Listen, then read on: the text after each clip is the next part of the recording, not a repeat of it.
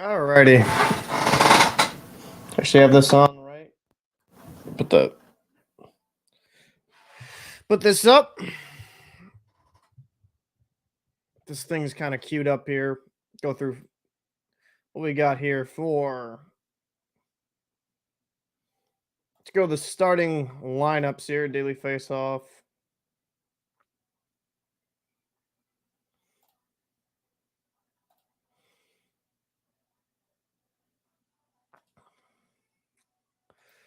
Start with the Oilers. So for lineups, we got McDavid centering Hyman and Nugent Hopkins. Second line, Draisaitl centering Yamamoto and Kane. McLeod centering Ryan and Fogle, and Bukestad centering Yarmark and Kostin. Defensive pairing, CC with Nurse, Bouchard with Ekholm. And Bouchard's been absolutely insane. Those music's blasting in my ears. And Desjardins with Kulak. And in goal, they are going to be going with Stuart Skinner. Nothing really surprising there. Hoping that he's kind of doing well. We're watching exciting cornhole action on ESPN2, waiting for that to kind of settle on through. Let's go to the Vegas Golden Knights. Got Eichel centering Barbashev and Marchessault. Stephenson centering Stone and Howden.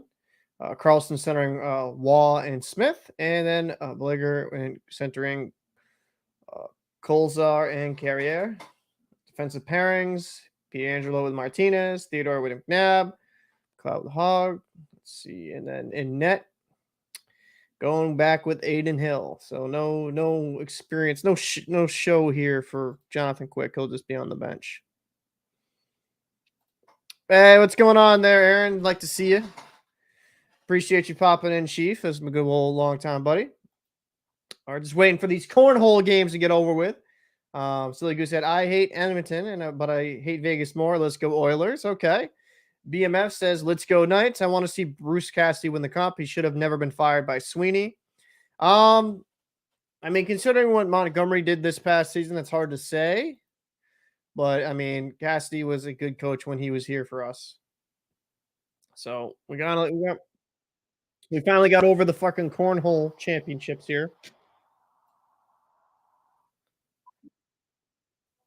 Well, a good old that was not me. That was not me doing that on purpose. That was actually the ESPN broadcast. So seems like everything's in working order at ESPN. That's good to see. Yeah, I mean, we got a good game here. ESPN2. Cassidy took them to the finals. I mean, I wouldn't disagree. I don't think Cassidy was a bad coach. I just think it was a time for a change. And obviously that change worked out for him in Vegas. He's done pretty good there. I think he was a good coach. And, oh, look, my people. What's going on there, Chief? If you want to drop by, feel free. Monty didn't do anything Cassidy didn't do.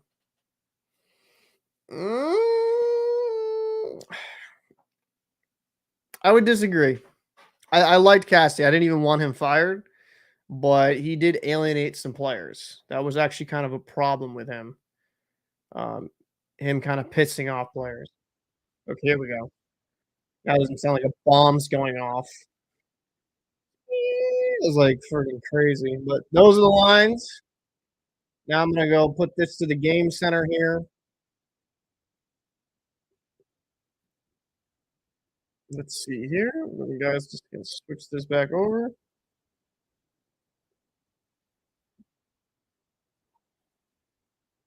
Almost shared the stream, but that would get me taken down in a freaking minute. So we'll go into some of the preview here. Now, Jack Eichel has been impressive, definitely, throughout this series. He's been their lead goal scorer, lead assist, lead point scorer. Overall, guys done really well.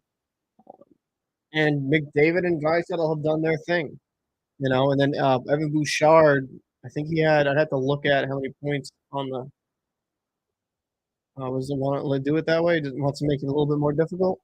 Bouchard had an amazing amount of points.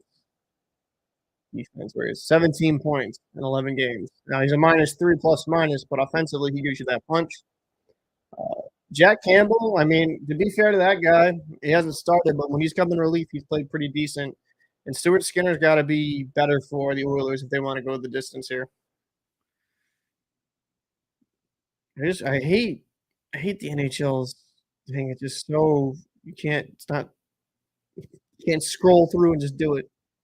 So yep, Eichel leading the way with 13 points. Stone with 12. Stephenson with 10. And then Aiden Hill in the 927 in the games he's played. I mean, he's coming and done pretty solid for him.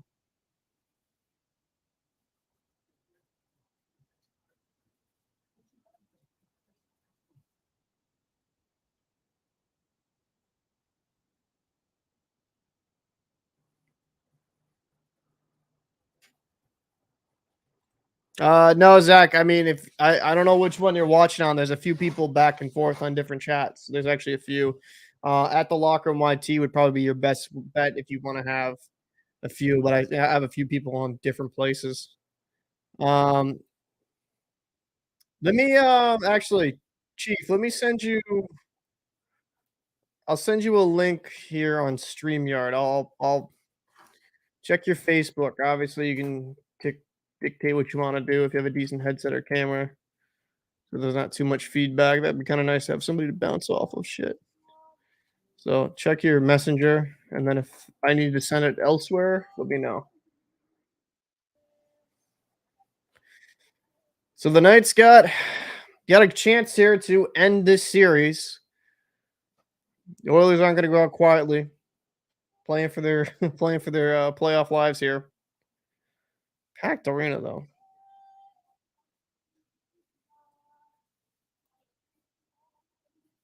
It's a pretty good rendition.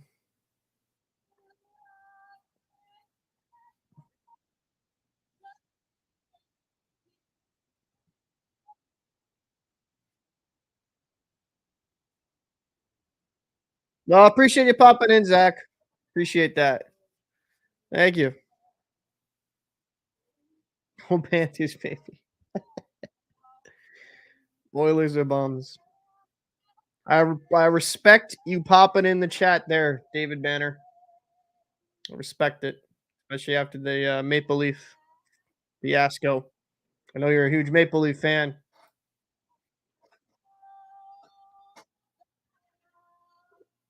Let me. I'm gonna actually refresh my stream because on my app it's already like.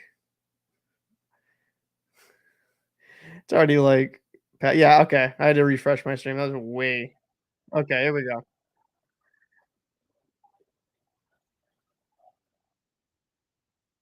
Yeah, that's good.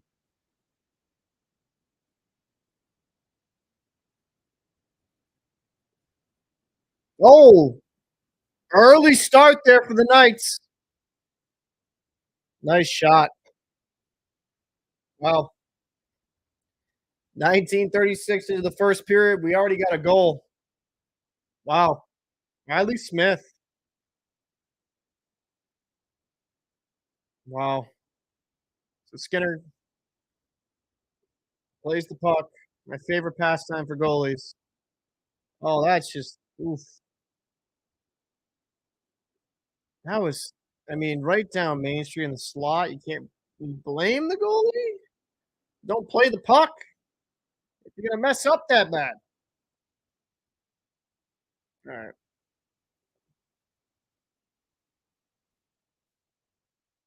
I mean, I don't know why you would do that. I don't know why you go back to Skinner.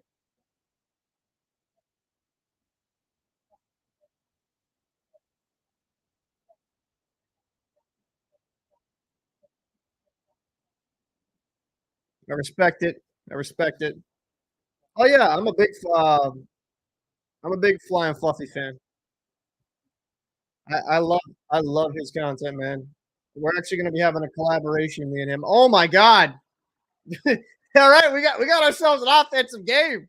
What is this? What is this? All right, 1-1. Oh my god. McDavid. What is going on here? Defense is optional. Look, McDavid's got a nice shot, man. I know it's probably people. Oh no, duh, he's one of the best players in the league. But look at this release here. Woo. Doesn't go for the corner. Shoots it right through the defenseman's leg. Goes far side, just over the pad. 1-1. So this game's nutty already. This series is friggin' wild. Skinner is a bum, but even prime along with oh,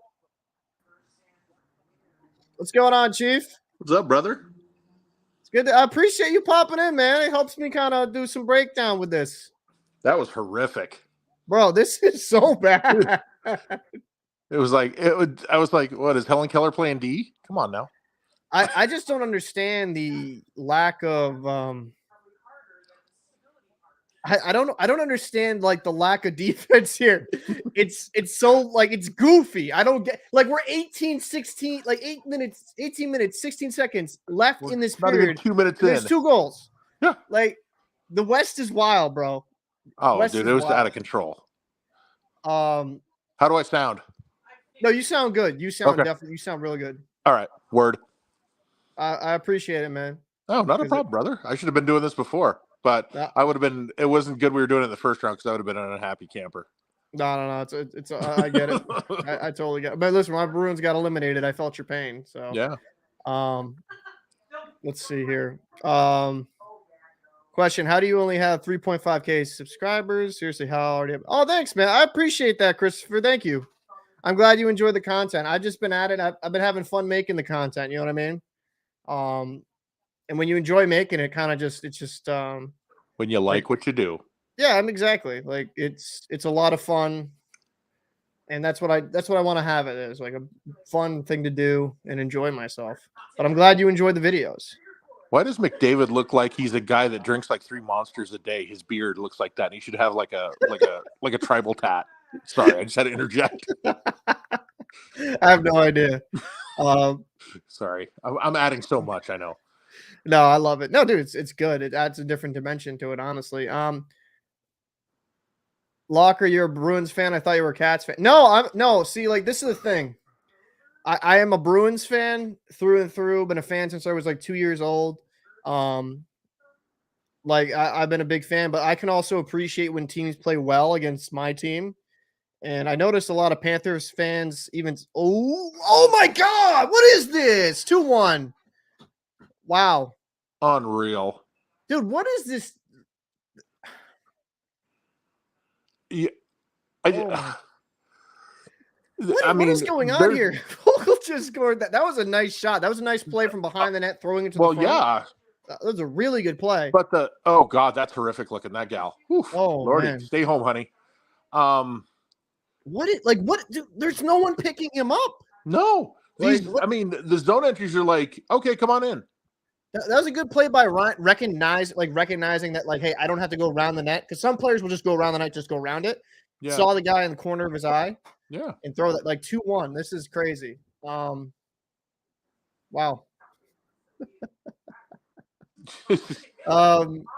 But if I knew the over under this game, I should have bet the over. I definitely should have bet the over.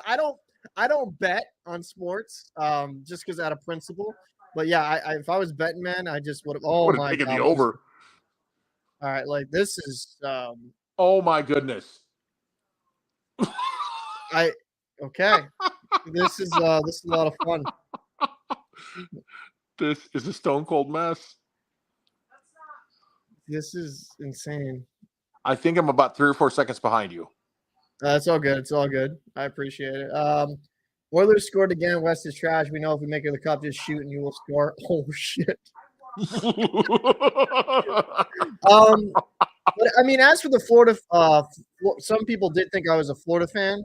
Oh, hey, Sandra, I appreciate you popping through. Thank you. I think what people didn't, they thought I was a Panthers fan when I made those videos, but so a lot of people said I was the only content creator they saw that actually gave Florida credit, which I think is weird, right? Because I mean, Chief, you can kind of say this, right? we've seen it time and time again. A team that's nice save there by Aiden Hill. We've seen teams that good save. go in at like lower seeds or maybe Yeah. like underperform and get hot in the postseason. Like Oh yeah. And then people just want to say, "Oh, well, in the postseason they were trash." It's like that doesn't make sense. Like, No. how are they playing now? And to be fair, Yeah. I always thought the Panthers roster And the was far width. better than it was performing in the regular season. Yeah. And Bobrovsky's channeled that Vezina type form. You know what I mean? Well, and he's really turned it around since the playoffs because he was terrible this season. Yeah, he was not good. No. I mean, if but I he could see looks how many like- times that people were picking, I just cracking on Florida for like, yeah, there's your albatross. I mean, yeah, because like $10 million. But man, if he wins them a cup, I mean, hey, then they have no room to speak. Chris said, I just got into hockey, so I've been trying to find great hockey content creators. Happened to slip into your feed, and so glad I did. Watched a ton of vids already. Can't wait for the next year. Go Devils. Sweet. You actually, if you're just getting into hockey, the Devils are a really good team to be into. Yeah, the season didn't finish how you hoped it would, but they have a lot of young players. And that night, he's Jack Hughes' brother, but Luke Hughes on defense, he's like 6'2", 6'3". He's a big boy. I think he can be pretty special. I think he'll be really freaking good for them down the road. So if you're a Devils fan, you got a lot to look forward. I'm glad you're getting into it, but I hate the Devils. That is all. Yeah. You do hate the Devils. Sorry, homie. Oh, look at this. Stephenson here behind the net. Oh! And how did you double it? Ooh, right in the crest. So crazy because the West has always historically been slower and more physical, a lot more grindy pace game. Now it's a goal central. I mean, I think a lot of that has to do with the talent in each conference. You know what I mean? And yeah, I mean, what did you have? The LA Kings have that one of dominance there for a bit. The one thing I got to worry about, though, if I'm either of these teams when I get to the next round, is like, are they going to be able to kind of clamp it down a bit more? You know what I'm saying? Absolutely. That's my main concern from either of these teams because it's so Jekyll and Hyde at times. Like sometimes the Oilers will look really good on their own end. Same thing with the Knights. And then it's just like complete like pylons. It's weird. Yeah. I get it. Well, it's funny because that other series is kind of the same. You know, they've been. I mean, out of those four, I want to say Dallas has probably been the most consistent, but they've spit the bit a game or two themselves. Yeah, they're going to Game 7. That was a good game last night. That was a funny game. Ooh, big save by Hill. Montreal thought they were going to go get an awesome first from Florida until they turned it around. Yeah, I have a few friends of mine that are Montreal fans. They were pissed. They were so pissed. Express says we were too offensive last season. Now we're grinding it, and that's how you win playoff games. I think personally, Kachuk is a big boost for you guys. If I'm being honest with you, that guy, the way he plays down low and controls the play down low, he just adds that different dynamic. And this is no knock on Huberdeau. I think if you kept the same team you did last year, you probably face similar issues. I think Kachuk just adds that different dimension to the Florida's game. Like he's a superstar. Like he's a player you would love to build around. Cowboys just joined. I think it's going to be an Oilers Canes Cup. Okay. I mean, that's not a bad. I mean, Carolina's played really well. Their offense has kind of surprised me. Well, the fact that they've got, they don't have Pacioretty, Svechnikov. I think everybody had I was listening to some of the talking heads on the NHL Network on Sirius that, had the Islanders taking them in the first round.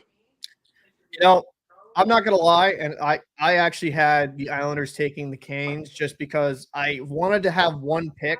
Like, I didn't feel confident in that pick. I wanted one pick where I'm like, okay, I'll just pick one upset that's possible. And to be fair, the Islanders, like, they kept it close, but you could just tell the Carolina was a far better team. Like, well, and then, the other big problem was the Islanders' power play just went absolutely AWOL. They were MIA. I think they had one power play goal that entire series. You can't do that. Wait a minute. I might be wrong, but I think that it was one or two. There weren't many. Wait, did you just get switched to? Did you get switched to X Games Japan? Yeah. Is this a commercial? Yeah, no, the game switched, and so now it's on regular ESPN. Oh my god. Yeah, Oh my god. because I was like, wait, was so why am I looking forward watching to X Games? Like, I was like, is this a weird commercial? Yeah. So the heck with the Oh. game, we're going to X Games Japan and see some kid pull a 540 kickflip. Oh man. I appreciate you popping in, Jeremy Lewis, man. OTS gang, I appreciate you, man. Corey says, how many years until Chicago was good? They got extra draft picks.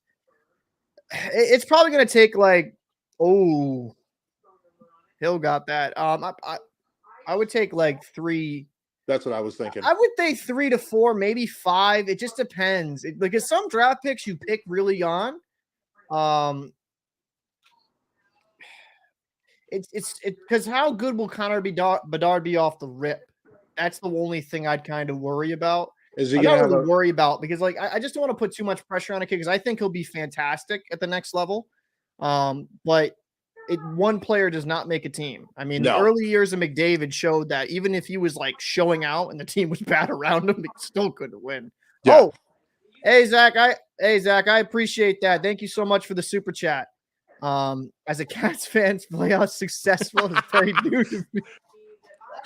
Fantastic. Fantastic. I love it. Leader in the clubhouse right now. I love it. Leader in the clubhouse. Thank you so much for the super chat. That means a lot. Thank you so much. I appreciate that. Leader in the clubhouse. Leader in the clubhouse. Wait, did this scroll down? What the heck just happened here with my sorry, the game center. I like to have it like the rink thing. Is it not doing it? Because it said a big old negatory, Paulie. Oh, there we go. No soup for you. There we go. So Aiden Hill's playing this around. I hate when goalies play the puck. Like it's terrifying. After Omar like bit the fucking bullet for us, like I'm PTSD forever. Yeah. Every time he slings around to that trap, so Paulie's like, no. Oh, good save there by Hill. Right in the bread basket, but good save. How many years are they gonna have him? I mean, I think for Bedard. Connor Bedard, I mean, they're gonna have him until as much they want to pay him. I mean, that's a guy that's probably gonna be making $10 to $12 million per year, depending on how the cap works. But he's a guy you build your franchise around. You know what I mean? Yeah. For sure. And he's a baby. Yeah, he's a baby. I mean, in a good way. Yeah. In a good way. Like he's a guy you want to build around. I think Bedard. I just hope the expectations aren't too crazy. Like expecting they are going to be though. Win you a cup in the first year. Yeah, because you know the talking heads every night on every like network that follows the NHL are just going to be like, if he comes to a sudden stop, they're all going to have their heads surgically removed from his butt. Exactly. Oh damn. Oh, we give another super chat. Holy crap. Thank you. I'm a good luck charm. From Boston for round 1, game 7. Oh, what a feat. Oh, just missed him. Great. Thank you again for the super chat. I really do appreciate that. It's hard for me to like put into words and Vegas. Ooh, just missed eichel. Oh. I was like, maybe I should go visit. Good keep there. Oh. Thank you so much again for the super chat. Like the support that's awesome. Whenever Shesterkin plays the puck, I have a heart attack. I feel that. Yes, 100%. I think the collective 5 boroughs are just like. Corey says, "I'm happy for flying Fluffy Sports." Yeah, he's a good dude. So he's a really good Panthers. I watched him on my Captain Paul account and for a bit. And I'm happy for him because and all Florida fans, because Florida fans get so much crap, man. They really do. They get so much crap, and it's just like, they get dumped on. The only thing I knock about Florida, because I've actually, I've been down to Florida Panther games, right? No. So when I was doing some training as a merchant mariner. Like I had to do like firefighting training down there. I did it down in Fort Lauderdale. Oh, So rad. I went to a Panthers game there. The tickets Dig, were dig, actually dig, dig, dig. pretty cheap. Yeah. The only knock is it's just I feel like they'd probably have better ticket sales if it was a little bit closer downtown, but I think it's a nice little venue. Because they're out in Sunrise, right? Yep, they are. Okay. It's a nice. I'll be honest with you, it's a nice little spot. Like it's pretty convenient with parking and all that. Not gonna lie, it's not bad, but that whole area only has like 60,000 people, like right around it. Really? That's it? So you got everybody trucking in from Miami or wherever to come to the game. Chicago. I hope he does. I hope Reeves doesn't kill Bedard there fresh. Chicago Corey says Chicago has 40 million in cap space. They'll bring in someone to protect him. Interesting. This is an interesting story though. And I know we're talking a lot outside of particular the game, and I'll get back to the game more as this keeps going through. But as we talk and about what's going on, do you think Patrick Kane would go back to Chicago? That's something that's been floated out there as an idea, like a cheaper deal. Do you think they bring him back, or do you think he just goes elsewhere? Now, here's my question: would they bring Taves back? No, they've already said they're moving on from him. Really? But I mean, even now that they got the draft pick in Bedard. Yeah, I mean, his final game in Chicago was like a send off, so I don't know if they like split. I mean, maybe possibly. Front offices have done dumber stuff. I mean, yes. Well, shout out to Mike Milbury with the Rick DiPietro contract. And that hurts to say because my father actually used to babysit Rick DiPietro, right? No. Yeah, dude. Like he was right in our area. My dad grew up in Brockton, knew the family, and he's a really good guy. I felt bad for him because a lot of injuries robbed him of a lot of his athleticism. Yeah. But his family, really good people. My dad used to babysit him when he was a fucking little kid. Shout out to the Thrashers for the Ilya Kovalchuk contract. Oh my God! No, the Jersey Devils got bit. The Jersey Devils. My bad. I misspoke, but yeah, still. The Devils. The Devils. They lost draft picks for that. They lost the boat. Nurse throws this around. Yamamoto here on the forecheck. Ooh, CC tries to throw this on net. It seems like it's simmered down a bit here offensively. A little bit tighter game. Thank goodness. You know what? I'm not gonna lie. It would have been kind of fun to see that would have been fun to see. Just a mess. 8-7, just a madhouse. Yeah. So Theodore will comment down below behind Aiden Hill. Oh, nice. Coming here with some speed carrier. Oh, good save there by Skinner. Good save. Oh, wow. He almost had that wrap. That was a good wrap there. That was a great wrap. Oh, shoot, Zach. I just saw this. Thank you so much. Man, you're giving a lot of super chats. Jesus. I appreciate it. That's true. We've got more crap than I can take. I mean, I think with Panthers fans, it's just people like to. Ooh. Oh, who's down there for? Is that Karlsson down there for Oilers? Yeah, that's Slim. Oh. He's not. He doesn't look well. No, he does not look good. He does not look well. That didn't. He probably took it right where there's no padding. Yep. And that. Oh, look at this. Oh, good keep. Icing. Nope. That was a good dump. I hate that I'm behind you. You want me to pause it? No, you're good, brother. You sure? I can just pause it for a second. Yeah, if you pause it for like 2, I'll be fine. 1, 2. Sorry to everybody else. All right. I'm at 806, 805. 807 here, 806. Yeah, it's a second. It's fine. Okay. Hold on. 801, 808, or 808. Yep. 808. Right. Yeah, that too. We went up 8 seconds. 808. Yeah, I went up 8 seconds. Yeah. Paulie jumped in the DeLorean real quick. Sorry. It's all good, buddy. Worthless references. So, Stone tries to get it out, gets it out here. Yeah, that's way offside, honey. Way offside. Wow. Not even close. So, yeah, I mean, I think Patrick Kane will go to a different, definitely a different team. Fresh ass Chief. What do you think of Verhaeghe? You mad he left Tampa? Oh, I am a Avs apologist. I'm not a Tampa fan, but Oh, it's because you're icon, dude. You got a lightning icon. yeah. Well, if you look real close, it's a Colorado Avalanche shirt hanging on the Tampa Bay sign outside their stadium.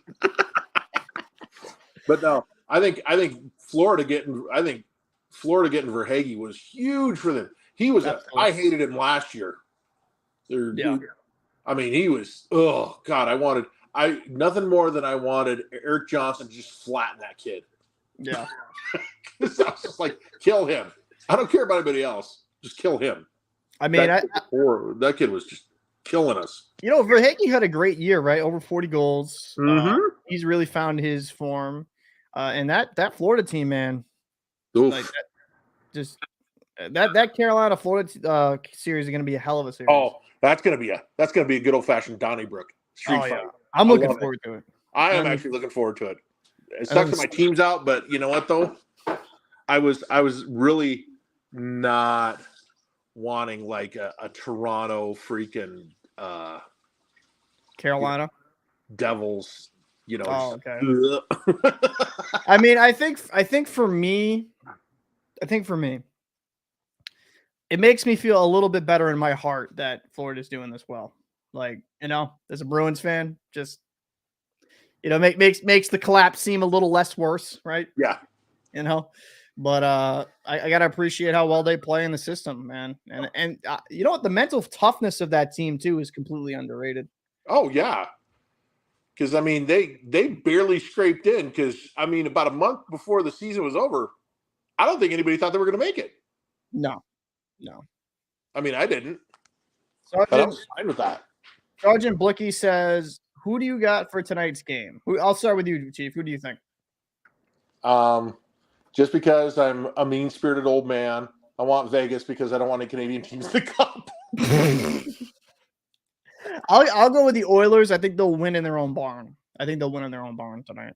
Yeah, and then we'll go back to 7, and then I'll evaluate my mindset depending how this game goes. I had to go full get off my lawn old man for a minute and just be like, screw Canada. I mean, dude, it would just fuel the conspiracy theories even more. Well, because you remember the kid we used to play NHL with, Jordan? Yeah. Yeah, the minute Toronto lost, because he's from Winnipeg originally. And I just said, 1 down, 1 to go. And he just gave me the flip off sign.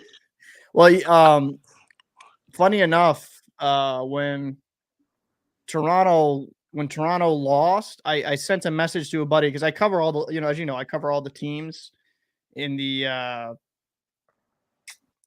cover all the teams around the league, and I just said, hey man, sorry about what happened, man, but you guys played well, because I thought Toronto played pretty well in that last game. He actually ended up blocking me on Discord after I sent him that message. Yeah. Oh. And like it was just like, it was so baby. I'm like, Jack Eichel. Oh, nice little feed there. Oh, good. Oh, that was a nice play there. Great play.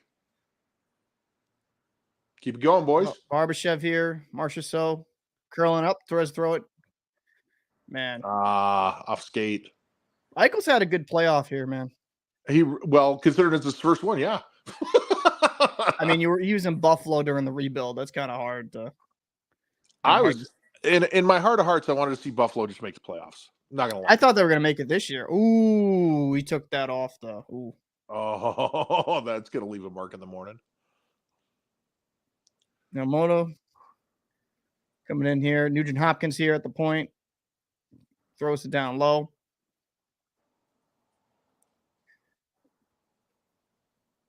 I will say the Golden Knights.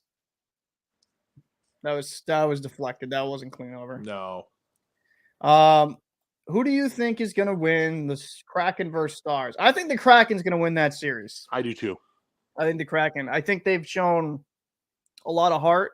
And Grubauer, I mean, he's been absolutely tremendous. Yeah. And the only reason I want to see him do better is because Hacksaw. He coached my favorite college hockey team, the Fighting Sioux, not the Hawks. Political incorrectness. Did they change the name? Yeah, dude, they're the Fighting Hawks. They've been the Fighting Hawks for about 6-7 years now. like since 16. I thought that was a joke. No, dude, it's for real. Oh, Dude, it hurts my heart. yeah, Anyway, because you're from that area and you're native. Yeah, I'm Did that- Sioux. We're in commercial break. Did that actually piss you off? Like Blackhawks fighting Sioux? Any of that piss you off? More than you know, dude. Because it was just like, and so funny story while the commercial break's on. So I went to I live in Rapid City. I go to the ECHL Rapid City Rush. Right. And one time I went, and I had a fighting Sioux jersey on, and this native guy walked up to me. Another native guy just started giving me the business about how can you wear this? You're a racist. And I was like, really, dude? So I pulled out my tribal ID. I'm like, how racist am I now? And he just looked at me and walked away. And I'm like, that's what I thought.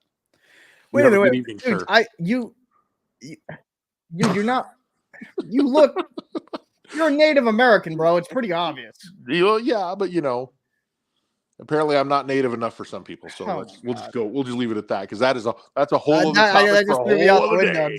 But no, because I know a few Native Americans, you and a few buddies now, me down in Connecticut, and they didn't really care. So I don't know if it's like, no, maybe I'm just hearing it from people I don't like. Maybe they just didn't care. I don't know. It's a lot of the people that were just needing a cause for the moment. Oh, that's racist, and I'm like, dude, you're not even in the tribe. Okay, no, I was just curious because I was I didn't know. I used to get asked that question constantly. So how do you feel about that? I'm like, dude, I don't care. How do you feel about that? I'm gonna ask you that all this stream. Here, shot point. Ooh, big save by Aiden Hill.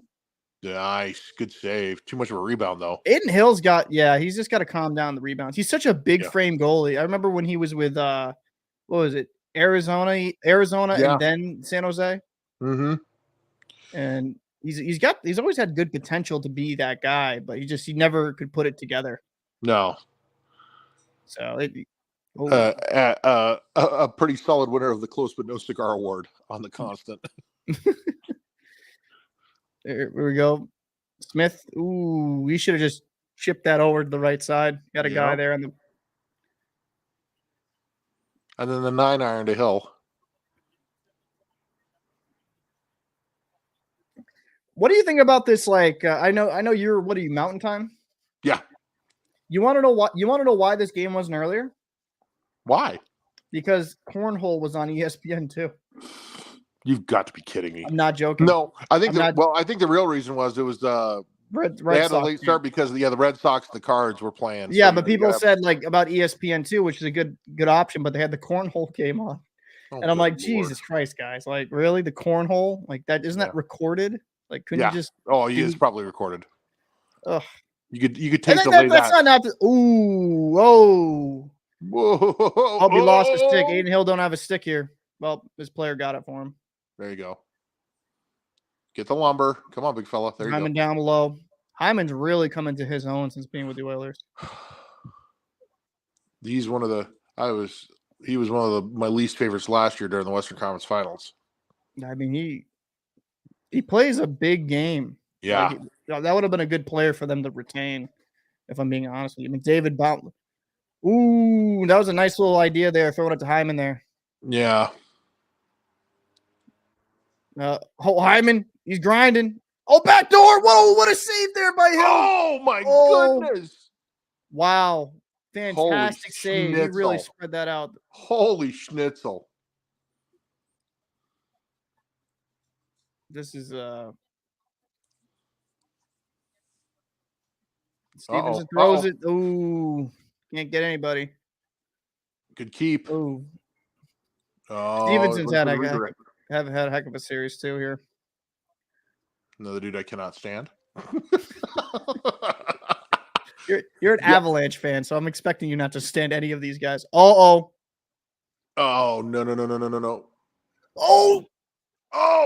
Wow, the Vegas player almost batted in his own net there.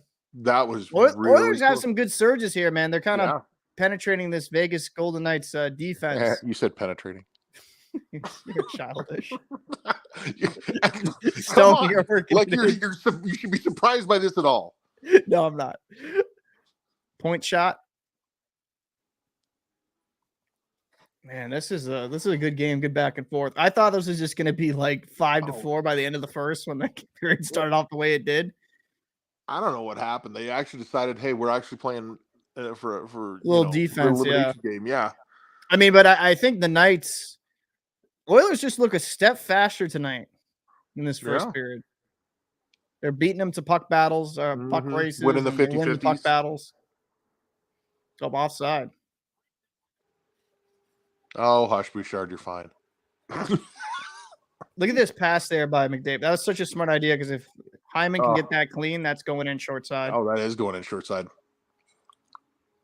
And look at McDavid. Oh, dude, that went off the stick on the ice. That's wow. Oh, okay, that makes more sense now. Yeah, because I was wondering, man, big save, huge save. So, and no, there's not been a penalty yet, not yet. Michael Bunting 2.0 is going to be Zach Hyman's going to be Michael Bunting's going to be Hyman 2.0. I mean, if Toronto fans don't burn his car down, good suspensions he takes. Oh no, he's like Kadri Light. Yeah. I mean, yeah, that was he had a difficult postseason at times, but he's one of those players that's really good and you want on your team, but he just doesn't keep his head on straight at times. Yeah. Riley throws his trying to throw that between the middle. What I want to see here from Vegas is just maybe get some point shots low, right? And look, get some rebounds, get a net front presence. They're trying to do the cute stuff, trying to find guys like perfect seams. Yeah, no. And in the playoffs, you just got to get that dirty goal here. Yeah. Eichel here. Oh, good keep. So that was a good play here. Marchessault. Look. Throws around to Peter Angelo. Yep, I'm fine with that. Like, yeah, that's a good little shot. Yeah, that's what you got to do. You got to keep putting it on that. Because, who knows? He might, hit the heel of his glove, pop back out. Boom, you got a goal. Julia's saying, let's go Oilers. All right. Appreciate you popping in, watching it with us. Yeah, we actually got a good turnout. We got like 20-something viewers here all throughout different I'm cross streaming through all platforms. If you're new to the channel, at the Locker Room YT on YouTube, it's where I make a lot of hockey videos. So make sure to check it out if you're new and you're popping in. So Vegas here gets fighting for possession here. Oh, what was that? Almost an overhand right there. Marchessault. That's a good play here. Filthy. Oh, they lost the puck. Thought they were going to keep that in. Julia asked, what's my favorite team? Well, for me, Paul, mine's is the Bruins. And for Chief, yours is the Colorado Avalanche. Oh! Your Johnson almost had Yamamoto right there in the back door. And I will say the Ranger anger has lessened in 23 years. I still am mad at them for signing Lindros, so but that'll eventually fade. Oh, shot from the point. There we go. See it. He had no eyes on it. Well, Draisaitl gets this puck. He'll chip it ahead. Kane to Draisaitl. Draisaitl throws it back to the point. Surprised he just didn't give that to Bouchard there. That was the far easier pass to make. Yeah. Style points don't count, kids.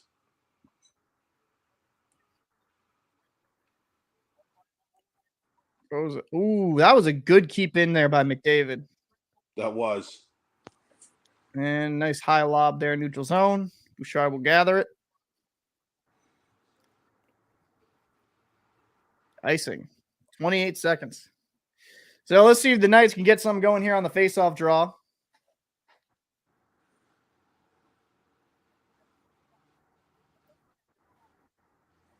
It'd help them out huge if they could win that face-off and just stick one in real quick with less than 30 seconds left. Yeah, I agree. I don't know. Aiden Hill's made about 3 or 4 solid saves. Yeah, no, Aiden Hill's definitely looked good. I mean, the one goal he kind of gave up was kind of, but since then he's been solid. Yeah, I know he's kind of calmed down. Oh, there you go. Oh, why are you guys getting too fast? Just rip it from the blue line. Just take that chance. Yeah, I mean, you only got 15 seconds here. Smith here in the corner. You had bodies. You forgot something. Oh, good Oh. effort there, keeping that low. Oh, yeoman's work down low. And we're going to be going Oh. in. We're going to be going in the first intermission, 2-1. So I mean that was a good period thus far. I mean, I think Oilers take that period. You know what I mean? Yeah. That's definitely Oilers all the way. They had a lot more offensive possession, a lot more. They controlled the play far more. Yeah, more zone time. Yeah, they look pretty good. So let's look after one period. 2-1 Oilers. Oilers outshot the Knights 14-7. Out hit them 28-10. Good. And God. I have to stop this video because I will get copyright strike. Please do not do that to me. So, but yeah, you gotta like what you're seeing here. I'm gonna go here over to the playoff tree. Let's go to news. Actually, I'm gonna pause that stream there for a sec while I kind of extend this. Okay. So going to the playoff tree. What's going on, right? What's going on, Ron? Appreciate you popping in. Good seeing you back. The Cowboys said, yep, Oilers dominated that. I mean, what stood out to me a lot is just the ability for the Oilers to work in very small spaces and create great offensive chances, right? Like the Knights played in times very solid defense, but the Oilers were still able to kind of gather their wits about them and find those close seams. And I mean, that period could have been like 3-1, 4-1 Oilers. Horrible. I don't know if you'd agree with that or not, Chief. Oh, yeah. Yeah. That realistically, Aiden didn't hustle like he did. That could easily been 4-1. Yeah. Yeah. It was a good period. Vegas needs to definitely limit. I mean, the thing I took from all that was all the clean zone entries the Oilers had. Yeah. Just just zipping in there and, like everything was cool. Yeah, I would agree. They had a pretty good, easy transition into the zone most of the time. And the Knights couldn't really sustain much in the offensive zone on the Oilers side, right? On the Oilers defensive end. They really struggled to maintain any type of possession. Now, some of that is due to the Oilers' good defense, but yeah, there was scenes there. I think they were getting a little too cute. You could have just got a nice low shot on net, and I think we've seen it throughout all of this playoffs. Rebounds are your friend as a goal scorer. Get the goalie moving laterally, and that is going to be the way to score. Yeah, we've seen it time and time again. When you get low shots and you get the goalie moving from their left to right or right to left, more holes are going to open, and it's going to be easier to score. So let's see. Melatonin Dream says, always knew Declare would win Florida Cup. All right. Got a few more Panthers fans. Candace says, go Oilers. Aaron says, Vegas may win this game. I mean, it's early. I think there's definitely a good chance for the Vegas Knights. They got to be a little bit more less selective, I should say, with their shot selection. Just rip some shots on net, get Stuart Skinner moving. And I think with Stuart Skinner, and I want your opinion on this, Chief, he has not really impressed me that much. No. Well, I sorry for stuttering, but I'm just trying to figure out how to phrase this. I don't think Edmonton can win the cup with either Skinner or Campbell in goal. And it sucks for McDavid. Yeah. And it sucks for Draisaitl and the rest of those guys. Because they're putting up points, but when their tendy can't keep it out of the net, that makes them have to work twice as hard. Yeah, on both sides of the ice. Yeah, I would agree. I think I don't know if they can't win a cup. I think I've seen Chicago Blackhawks win with Antti Niemi, and he was not great. He was an okay goalie. Well, but you also had Duncan Keith and Seabrook back there. I mean, true. Prime Seabrook. Yeah, prime Keith. And right now, when I watched Game 5 Thursday. Mm-hmm. Those guys in the studio were completely crapping on the Oilers blue liners. Yeah, just like and I was like, whoa! I'm like, I don't know if it's that bad, but I'm like, geez, it kind of unloaded on them. I think with the Oilers, I think what drives you crazy, right, is you brought that addition in from Nashville, Ekholm, who I think is a great defenseman. I think that was he was the best move they made. Yeah, that was a fantastic addition to their lineup. I just like Bouchard is a very good offensive D-man, and I think he can hit another gear, but he's got to work a little bit I feel like he loses his responsibilities in his own end a bit too much. That's that's a knock on him I have. Where there'll times he'll just lose his guy. I want to keep acknowledging the chat. Cowboy says Hill was insane throughout that game though. Yeah, Hill has looked good. Hill's looked good after that shaky goal. He's looked pretty good. He's the main reason why this isn't like 3-1 or 4-1. Yeah. But I haven't. That's the only thing that's kind of kept me off the Oiler train is their goaltending. And I think the funny part enough, Jack Campbell, if you look at his statistics and the way he's played when he's come in relief, he's looked really good. Mm-hmm. I think he's actually been the far better goalie than Stuart Skinner. And that's not to knock Skinner. Skinner's only a 24-year-old goalie, and I think he does have some promise.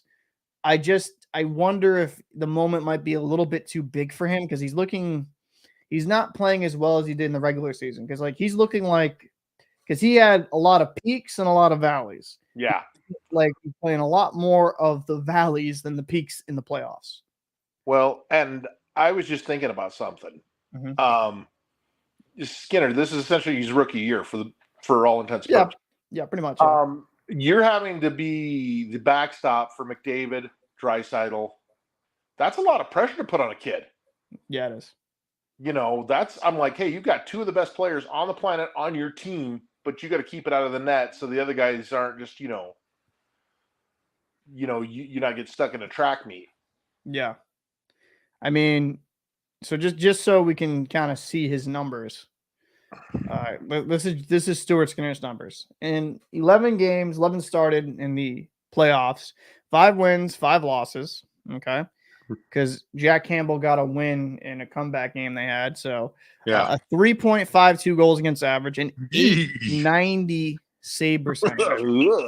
So just comparison, this season in 48 games started, 50 games played, 29 wins, 14 losses, and 5 overtime losses for a 2.75 goals against average of 914. Like that's solid. That's solid goaltending numbers. And the kid's only 24. And I think there is more there from him. Was he drafted in third round, 16th overall in 2017.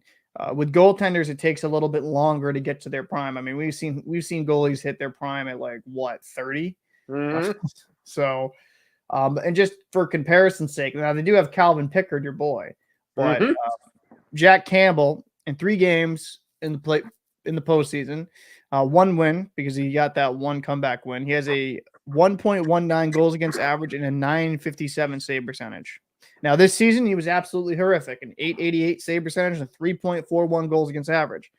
Brutal. But I would argue there has been a lot of goalies in this postseason, like Grubauer, like Bobrovsky, that were absolutely dog shit in the regular season, but have really turned it on. Yeah. And I'm kind of wondering do you think they give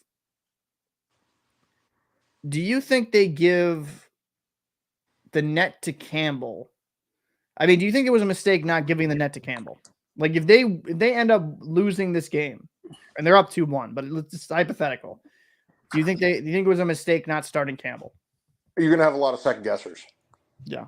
I mean, you're going to have a lot of Edmonton fans saying, where was Campbell this entire time? He's the guy we went out and got from Toronto.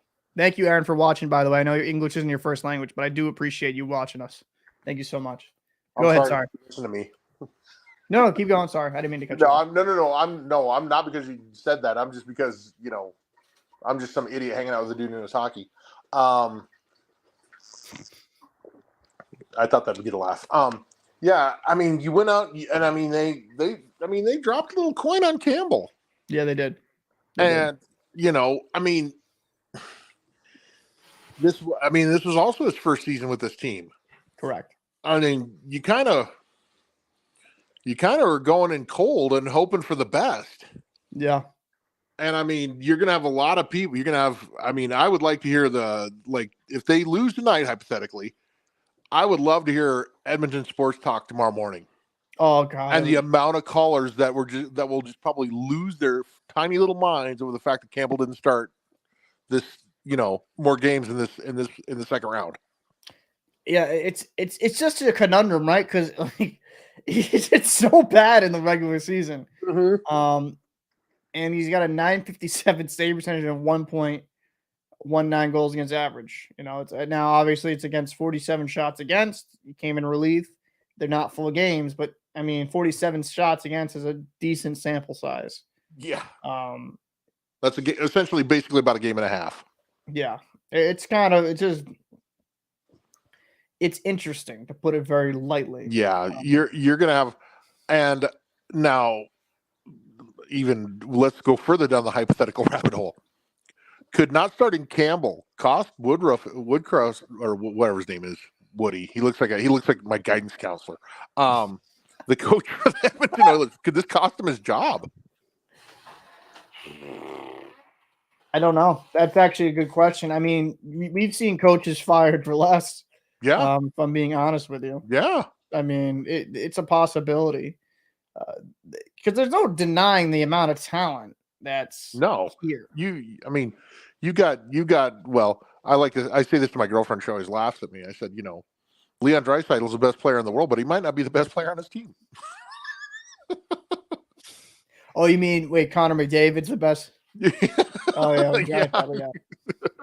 Well, I mean, they have Draisaitl on a steal, right? He's making $8.5 million until 24-25 season. Yeah, and then he's a UFA. So they got essentially 2 more years left with this lineup. Correct. To win a cup. Correct. I don't know.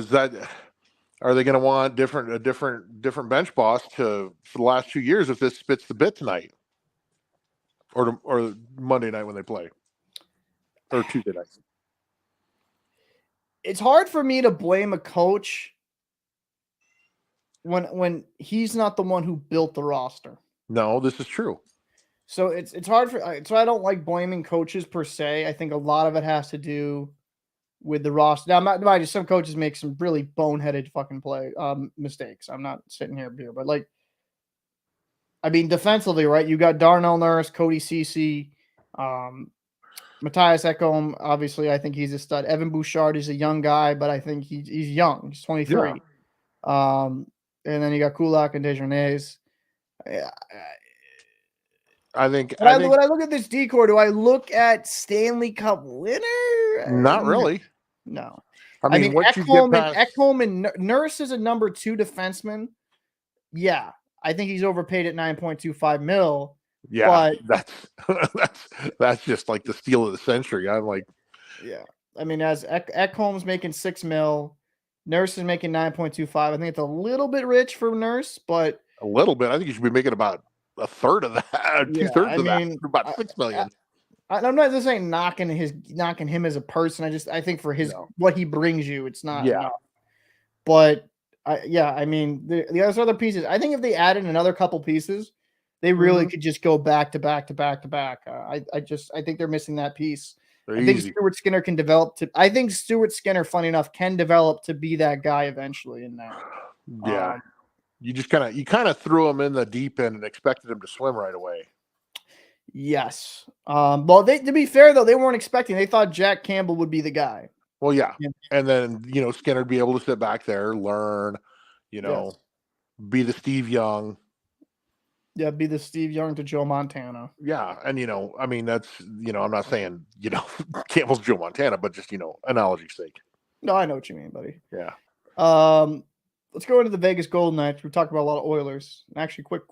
So Corey says, which team is more of a dumpster fire, Vancouver or Philadelphia? Ooh. I if I'm going to say which team shouldn't have performed as shittily, it's Vancouver, hands down, because they have the talent there. Yeah. And Bouchard. So what's your definition of dumpster fire? Because if I could deal some pieces, I feel like you can make the Canucks a solid team next year, right? Maybe flirting around wild card position. Now with Philadelphia, I would not say the same. No. So I would say if we're going to go with definition of pure talent on ice, it's definitely Philadelphia. But if I'm going to say front office and everything else entailing, I'm probably going to go with Vancouver. Because that team shouldn't have been as bad as it was. I'm going to say it's a wash right now because, I mean, because they got – I think Philadelphia made a strong move earlier last week with their new management team that they hired. Who did they hire? Briere. Oh, Daniel Briere. And Jones. That's right. Yeah. I so love if you're a Philly fan, I might have a little hope. Yeah. I mean, that's fair. I mean, okay, the past, half dozen seasons have not been the best. But I think you got the right guys in there. Yeah. Both guys were in Philly. They know the deal. They know the fan base. They know what's expected. It's not like you just hired some muppet from San Jose to come in and run your team. Who doesn't know the landscape. I mean, Danny Briere was one of my favorites watching him play. He was a heart and soul type guy. Yeah. He had pretty good speed too, if I remember correctly. And I couldn't stand him.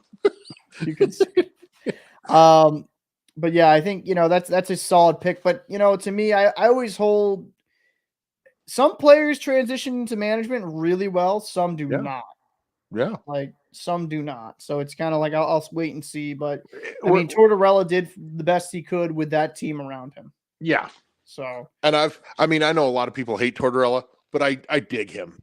I like Torts. I actually do like Torts. I think he's a guy you get for like 3 years, 4 years max. Mm-hmm. Yeah. Like max. And you're like, all right, like I'm in a rebuilding situation or I'm close to a cup and I need somebody to give these guys a kick in the ass. Yep. That's a guy I bring in. Yep. Even though I think at times he can be a little bit too about himself. I'll agree. Yeah. But kind of he's like a kind of Sutter Light. Yeah, he's like Sutter Light. I'd actually agree with that. That's a good one. Coolidge says, do you think Campbell should have started? I mean, I'll start with you, Chief. You think he should have started? Yeah. I agree. I 100% think so. I mean, Oilers have done really good, though, shutting down the Knights for the most part, but I do worry about Skinner when the Knights have that surge, will he be able to hold up? Because he's just looked unsure of himself at times throughout this series.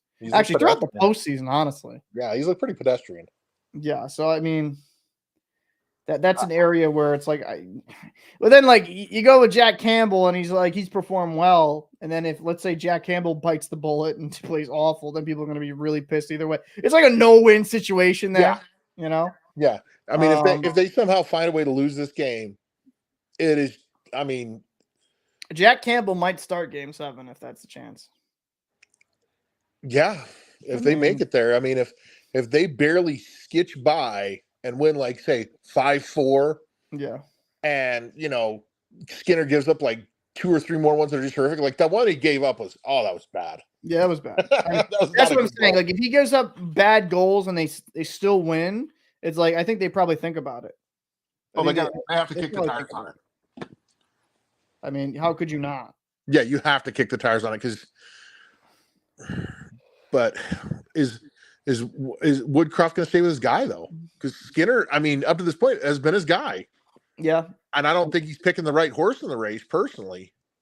But then again, I'm not the dude in the 3-piece suit standing behind, Draisaitl and McDavid. No, I mean, I wish I was, because that'd be like an easy coaching job, but go win, you guys. Go score some goals. Hey, just guys, go win. Go do what you do. Go score some goals. I'll be kicking it back here. Yeah. I'm gonna have a BioSteel. And that's not to knock completely on Woodcraft, but with that amount of talent, that team should be far better. Yeah. If I'm the Oilers,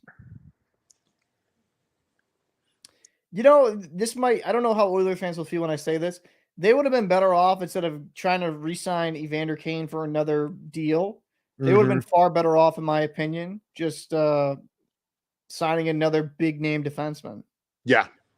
I absolutely agree with that. Because you have so much firepower up front. Like, Evander Kane's a luxury. Yeah. Like, you don't need Evander Kane. No. I mean, they need somebody who's a good two-way, stay-at-home guy. You got the horses to go score. You don't need another, forward like that. No. I mean, I'm just going to look at his contract really quick again. What's Evander Kane making? He's making 5.15. Like, you can move Evander Kane. Yeah. Oh, here's a new movement clause, though. Of course he does. Modify. So he has a no movement clause till February 28, 2025. Wow. Whoa. Wow. He's going to get a pay increase this year, isn't he? Is it going to still be 5.1? Nope, 5.125 the whole way through. Okay. That's a mistake. Yeah. That's it. I actually like Evander Kane. I'm not trying to say that as Oh, I lost you for a second. Oh, you lost me? Yeah. I thought you were being abducted by aliens for a minute, and then I mean, I could have been. You never know. Yeah. Oh. What, the game start for you? Yeah. Oh, let me refresh my goddamn thing. Yeah, 18-13. Sorry. Here I am. Great co-host. Hey, by the way, you missed about $1.57 of the game. Good job. Oh, fuck me. All right, let me switch it over back to the NHL.com. Well played, Chief. I'm fired. Okay. That's my own fault. No, it's me saying, hey, the game started. I'm like, why is he still talking? The game's on. No, I know better. Oh, that was a nice little pass across here. Draisaitl coming up here. Throws over Yamamoto. Back to Draisaitl. Ooh, good defensive play there. Eichel. Good catch. Oh, good defensive stick there by Nurse. Now, if I'm Eichel, I'm just ripping these shots when I'm top of the fucking face-off circle. Yeah. Top. Yeah, I'm ripping these shots. I'm the minute if I've got a clear lane and the puck's on my stick, dude, I'm gripping it and ripping it, letting the big dog eat. I'm not dillying or dallying, dude. I'm putting pitter patter, let's get at her. I'm putting it on it. I'm putting it on net every chance I get.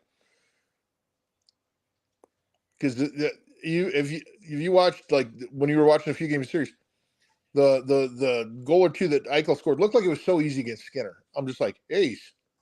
Yeah, I agree. Let's see here. Oh, and Paulie, while they're before the face-off, I just want to throw in a quick Gilles Meloche reference for those at home. Please don't. 17:35. Yes. Let's go shout out Jeffrey. Jeff watches these, by the way, so he's gonna know. Vegas Gold Knight get out of their own end. Ooh, trying for the home run. Oh, Kane just off his stick explodes. I'm behind D'Angelo, you. Stone try to get it. Keep it in here for the Oilers. They throw it on net. Block shot. Oh, we got a 2-on-1 here. Kind of more 2-on-2. Oh, good glove there by Skinner. Yeah, I'm behind you again because for some reason my sling blows. It's all good. No offense against sling, but good two-ways defensemen are hard to find. Yeah, they are. They're really hard to find, Corey. I think you got to just when the play starts again, just let me know. Okay, they're just showing the replay of that. Yeah, good defensive play in the glove, and they're showing it again because we just need to see Skinner on the make a third save. replay. So if I'm ahead of you, and the third time, watching Skinner make this save is like watching the Pope getting shot. We need like 42 different angles. Well, all right. So I'm at 16:52. What are you at? 58. All right, I'm gonna pause for a second. All right, I'm at 46. 50. Okay. 42. 45. We're gonna get it in a second, kids. Oh, great save. 1, 2, 3. Okay. 38. 37. Yeah, 37. Okay, cool. See, so we got Vegas got some sustained pressure here. Yeah, I was just about you beat me to it. Got some sustained pressure here. Need to take advantage of this. Throws it over to Karlsson. Throws Oh, a wall here on his feet. Oh, he's got to watch that. Riley's got to watch that. Can't take a triple penalty here. You got some good offensive pressure here. Peter Angelo for the point. Oh, that wasn't Peter Angelo. My apologies. Thought it was. So. Yeah, Karlsson knows. He's talking to himself. Close. He knows.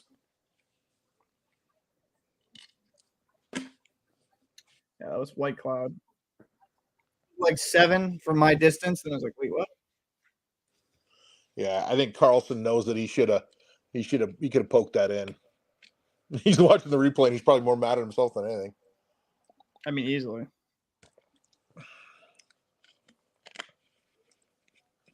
What is the meaning? Shots on goal, Aaron. So SOG means shots on goal. Roger that. You just Your wanted folks' questions aren't coming up on my thing again. Oh, it's not? No. Yamamoto coming in. Throws it through.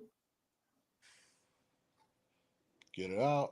Oh, draisaitl. Ooh, they try to find draisaitl in front. Marcia, Yeah, they did.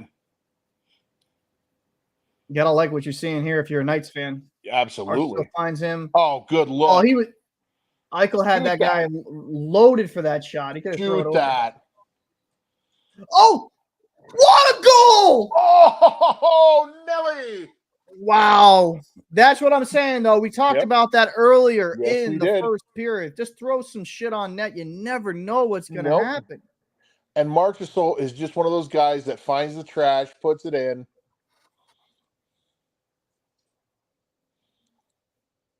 So that was big. Good pressure.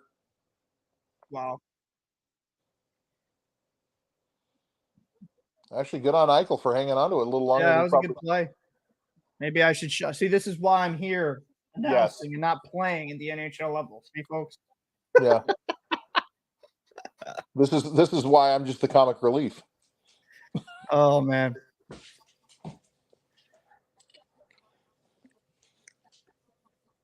That was a good play. Timu. Hey, welcome, Timu. It's a great name. That is a great name. That's a great name. The Finnish flag. Lonnie was actually my favorite player growing up. Oh, hey, I remember you, Jade. Welcome back. Kraken fan here rooting for Edmonton. Okay. He wants to play the Oilers. I respect it. I have to say, Jade, I kind of disagree. I think you'd have a better shot against the Kraken. I mean the Golden Knights. Actually, yeah. I think it'd be a better series. I don't know if you're just like giving an ego thing, like only the Kraken can beat the Kraken. Yeah, you know? Well, it's when you get to my advanced stage, things like this happen. I mean, you know what? I respect it. Did you watch my video, by the way? The pronunciation video. You gotta watch it, bro. I'll go back. I'll go back tonight and check it. Ooh. Oh! Oh, got a good opportunity here. White Cloud all the way end around. This is what you need. This is what you need for Vegas, man. Vegas is buzzing. They got to use their big bodies down low. Yep. White Cloud throws it over. Stone will gather it. Stone's kind of an underrated player. I hate Stone, but yet I would take him on my team in a heartbeat. Oh, absolutely. Oh, nice pass there to Wall. Oh, he's dancing here at the line. Oh, look at him. Little saucer to Karlsson. I love that. Oh. Ooh, I thought he had a possibility of throwing that. I think he's got a bad angle. Wall here. Cut into the net. We try to go back to his forehand. Hard work. Wall. Working the half wall. Riley Smith throws it to Wall. Wall throws it in. Deflection. Good deflection there. I think that was Karlsson. You got to stick on it. Edmonton might want to do something, because if this keeps up like this for another minute or two, it'll be a 3-2 ball game, and not good for Edmonton. No. So 2-2. Aaron says this sport is so complicated, but it's fun. Once you kind of get down to it, it is fun. It's a lot of fun. Yeah. It's a lot of fun. And it makes it a lot easier if you have somebody who kind of knows the game. Yeah. When you're watching it. Yeah. I mean, perfect example while it's in commercial. Like my girlfriend, she realized I was a hockey junkie, and she chose a team, which will make Polly very happy. She chose the Bruins. And we'd sit there. Well, you know, I don't know what she did with me, but yeah, she impeccable choice in hockey teams. But Yeah, and it's just like we sat there like the whole last half of last season. It was just, she sat next to me. Boom, I explained things like, why is this way? Why is this way? So if you have somebody to, kind of walk you through why things are, it makes it a lot easier to pick up. And then once you figure it out, it's one of the best things to watch. Absolutely. No, it really just takes time to appreciate it and learn. I mean, I take some of this for granted because I've been watching and playing the game since I was like 2. So a lot of it, I just, you know what I mean? Because I try to explain that to a lot of people in my life, and they're like, "What?" Yeah, they're just a little baffled. Oh yeah. Jade had this to say: "My uncle's rooting for Vegas Golden Knights, so I'm trying to knock him out." That's great. Just pettiness. Miscellaneous silliness. Toronto Maple Loafs. Oof. And McDavid throwing hits. That dude does not want to lose. Now, I love McDavid's heart. Yeah. That guy, I never can question his effort, his compete level. No. Yeah, his level of compete is just through the roof. Absolutely. I mean, it's like him, McKinnon, both have that just drive. Sorry, I had to throw my boy a bone there. Timo said, took my ex-wife to exactly one Hawks game, $300 to $400 a date. That's part of the reason why she's my ex.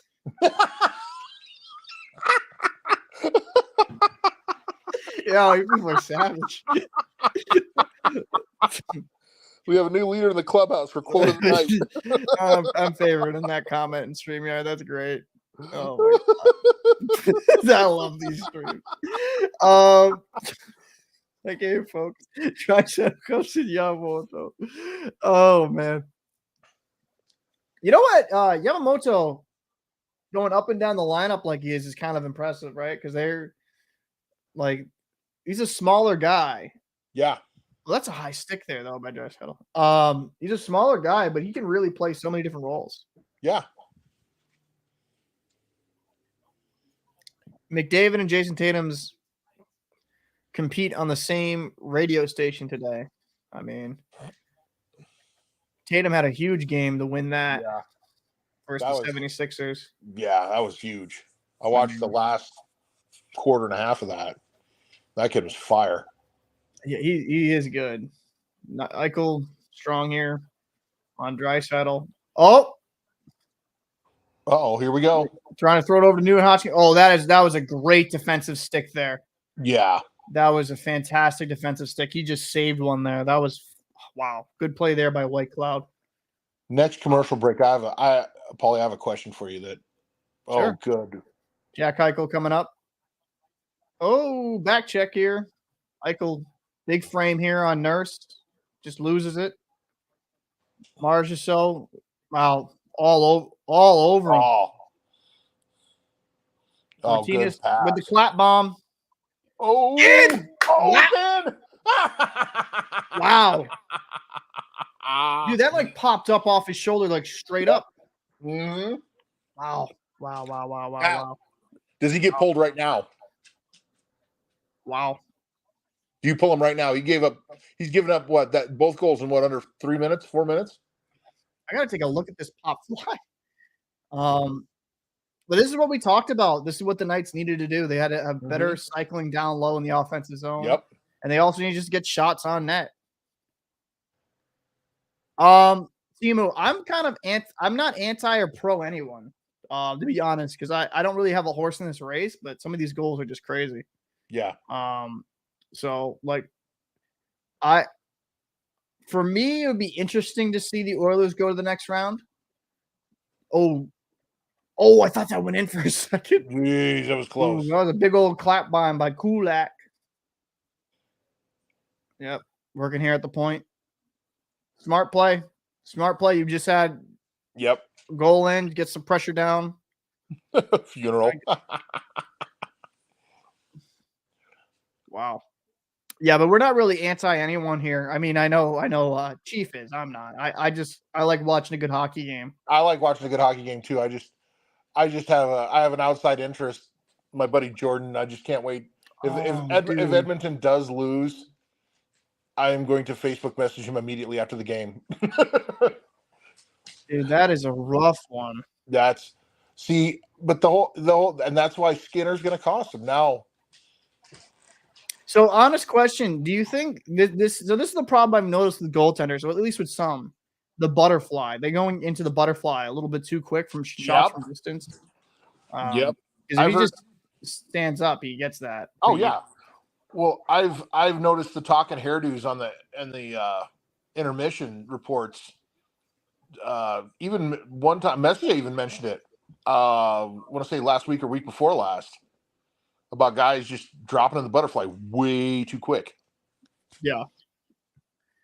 I think it's just, I know it's the thing now. There's no stand-up goalies anymore, but yeah, well, it's just, well, bad break goalie's kind of a thing in the past. Good save by Hill. Great save. So Kane, he's a big frame guy. He can really carry the puck well.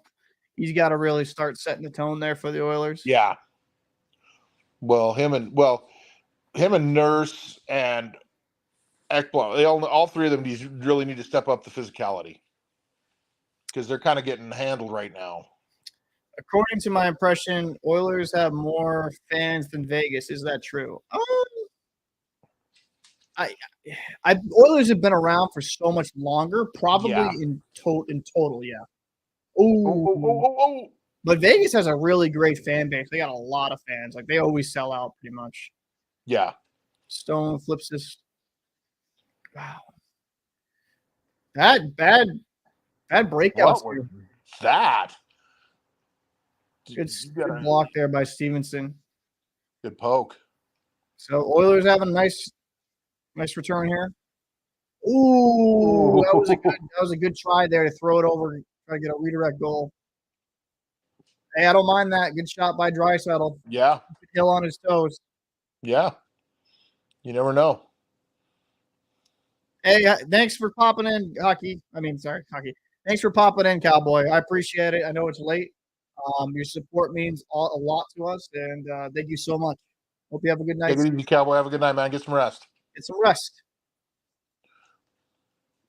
Get a rub and a tug and go to bed.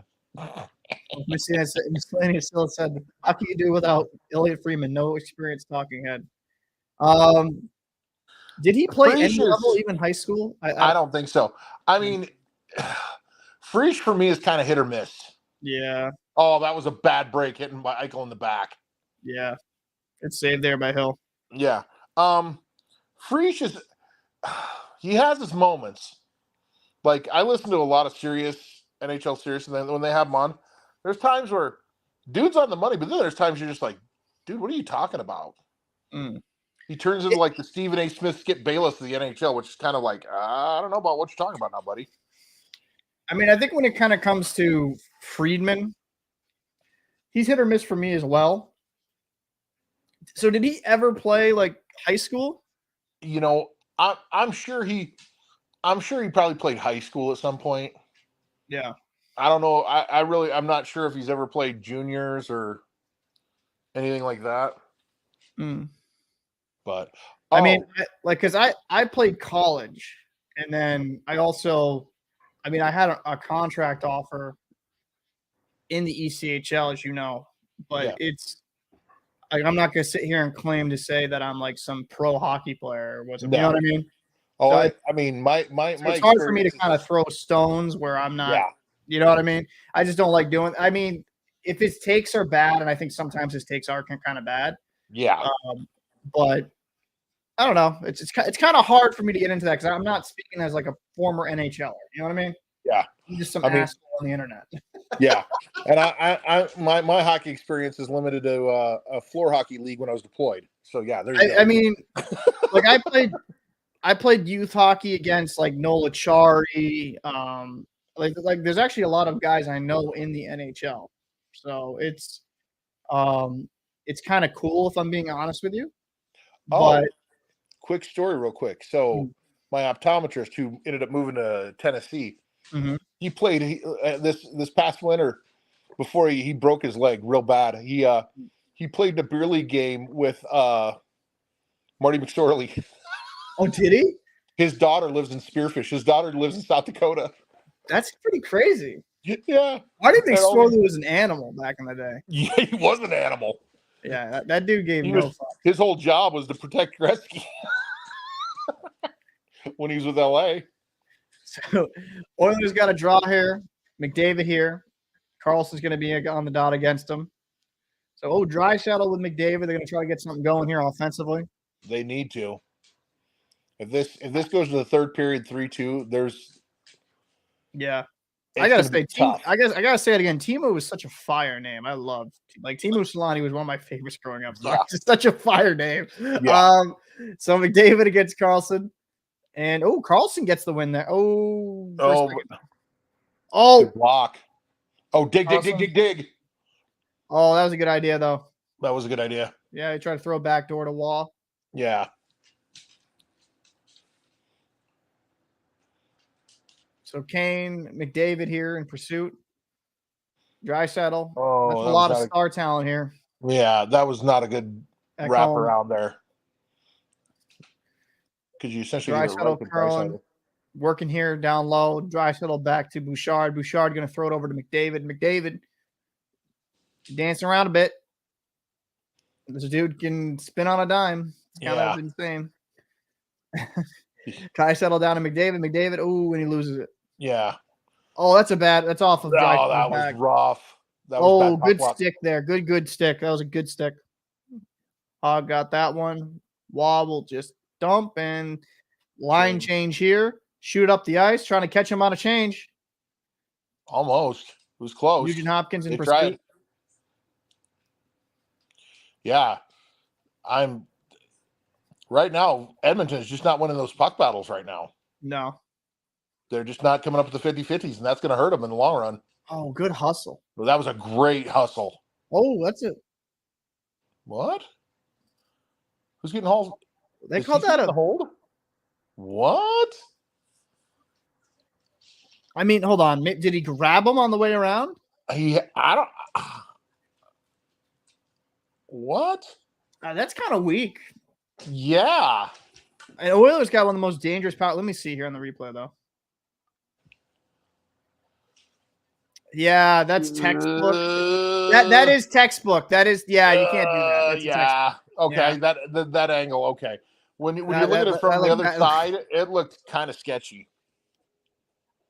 It's kind of weird, right? Because back in the day, that would not be a call even 10 years ago. But yeah, that's a textbook. It's McDavid rules, man.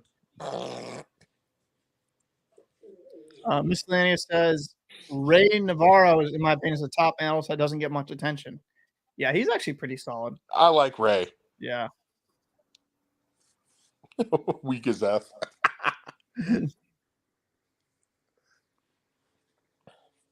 I mean, in the playoffs, is that a penalty? I don't know. It's kind of as we both know, there's different set of rules. But now Oilers on the power play here. Nugent Hopkins down low. McDavid throws it up to Bouchard. Bouchard, great save there by Hill. Draisaitl. McDavid gonna throw it back down low to Draisaitl. Draisaitl up to the point to Bouchard. Bouchard and throw it over to Nugent Hopkins. Hopkins over to McDavid. Or no, Hyman, sorry. Good save. Great. Oh, while they're having their little get together there, my question that I didn't get to ask you during the commercial. It's more of a statement. I think Nugent Hopkins' 100-point season was more of a byproduct of McDavid's fantastic season and Draisaitl's fantastic season. I'd agree. I think Nugent Hopkins is a solid hockey player. He is. I don't think he'll ever beat that point total again, though. Unless he stays with interchanging on those lines. It's just, I don't know.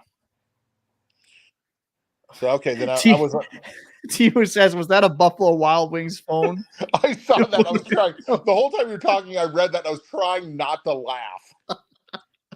Madison. Hey, Madison. Good to see you. How the series? Well, Vegas leading the series 3-2, and Vegas is leading this game 3-2. So they have the possibility to send the Oilers packing. But, Connor McDavid coming in with speed. Oh, Oilers got a power play here. Minute, 18 seconds left. They got to get something going. Throws it back here. Oh, get it out. Ooh, Oh. Karlsson couldn't get it out. Great effort there.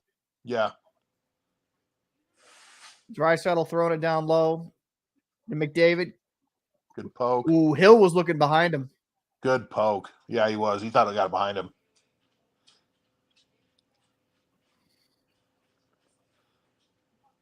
Big save. Oh, it's still loose. So Madison, after this game, it'd be off to the Western Conference Finals if the Knights win. Yeah. Whoever wins this series goes to the Western Conference Final. Oh, and we don't know who they're. We don't know whoever's going to play each because Game 7. Big save by Hill. Oh. You just got a piece of that. Great save.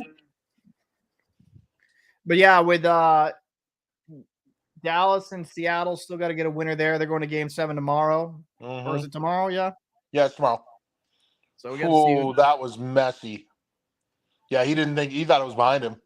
Yeah, he was definitely not knowing where it was. Dude, Connor McDavid's so much fun to watch, though. Oh, he's ridiculous. Bro, just like his acceleration is so. Oh, he hit the apron of the net. Yeah. Yeah, Edmonton they need to score here. They've been getting a lot of pressure here. 25 seconds. Good dump. Oh, great dump. They probably leave him 15 seconds to get one last rush. Yeah, they can capitalize that. They got like, oh, that's not good. That's not good. No, that was monumentally bad. So Madison says, hoping for Seattle, not gonna lie. No, I think Seattle has a good chance. Yeah, they definitely have a puncher's chance. Grubauer's been playing absolutely fantastic. Yeah. I don't know what he's done in the playoffs and what he shouldn't change his diet because he's been killing it. Yep. Keep going to bed at the same time. Oh, Jesus. Miscellaneous says if Edmonton loses tonight, Vancouver will riot and burn the city down. They're already doing that in Toronto. Did they riot in Toronto? I don't know. I told a buddy of mine after when they went up 3-0. I told him that the entirety of Ontario was on suicide watch. Yeah, I mean that was a rough one. I mean they played good in that game. It's just Bobrovsky played otherworldly. Well, and the big four didn't score. No. Well, Nylander scored. Well, yeah, but I mean, when McDavid, Marner, and Tavares, I think had like 3 goals between them that entire series. You're not going to do it. Yeah, I mean,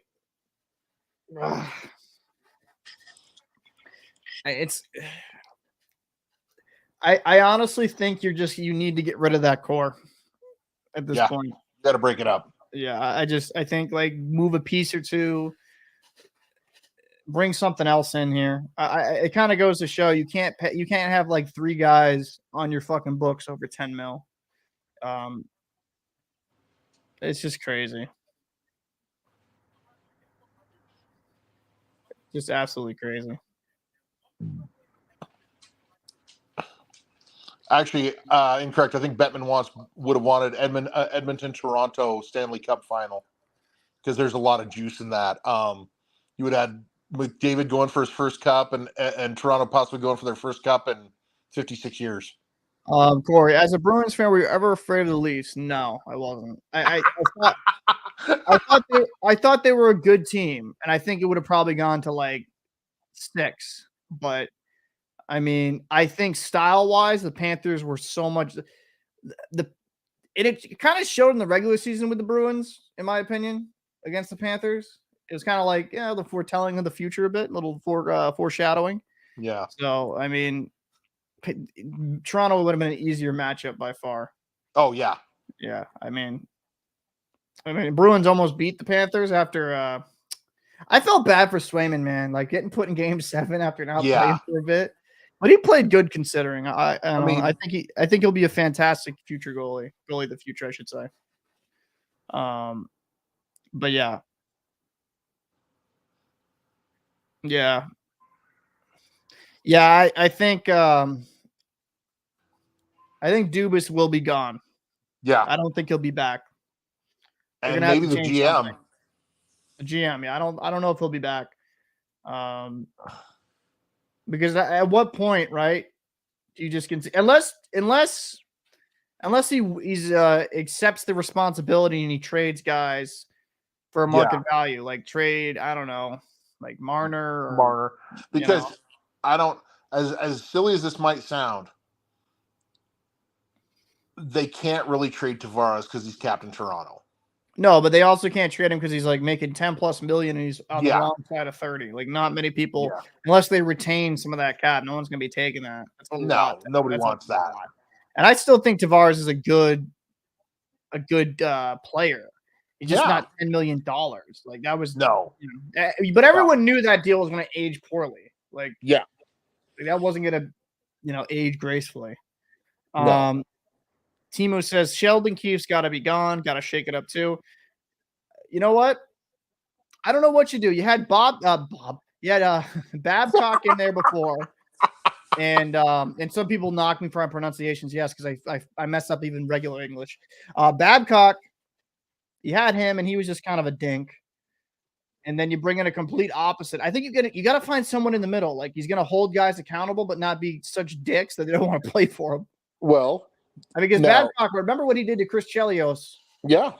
So like Babcock's a piece of and he's rumored to be in the job discussions for. Here's the question though: if you really want to shake things up, but you're not afraid, if you're just not afraid to, Well, let's have a good surge going here.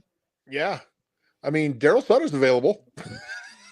I think you know what, and maybe it's just me. I'm tired of retreads. Yeah, I'm tired of retreads. Go with guys in the AHL.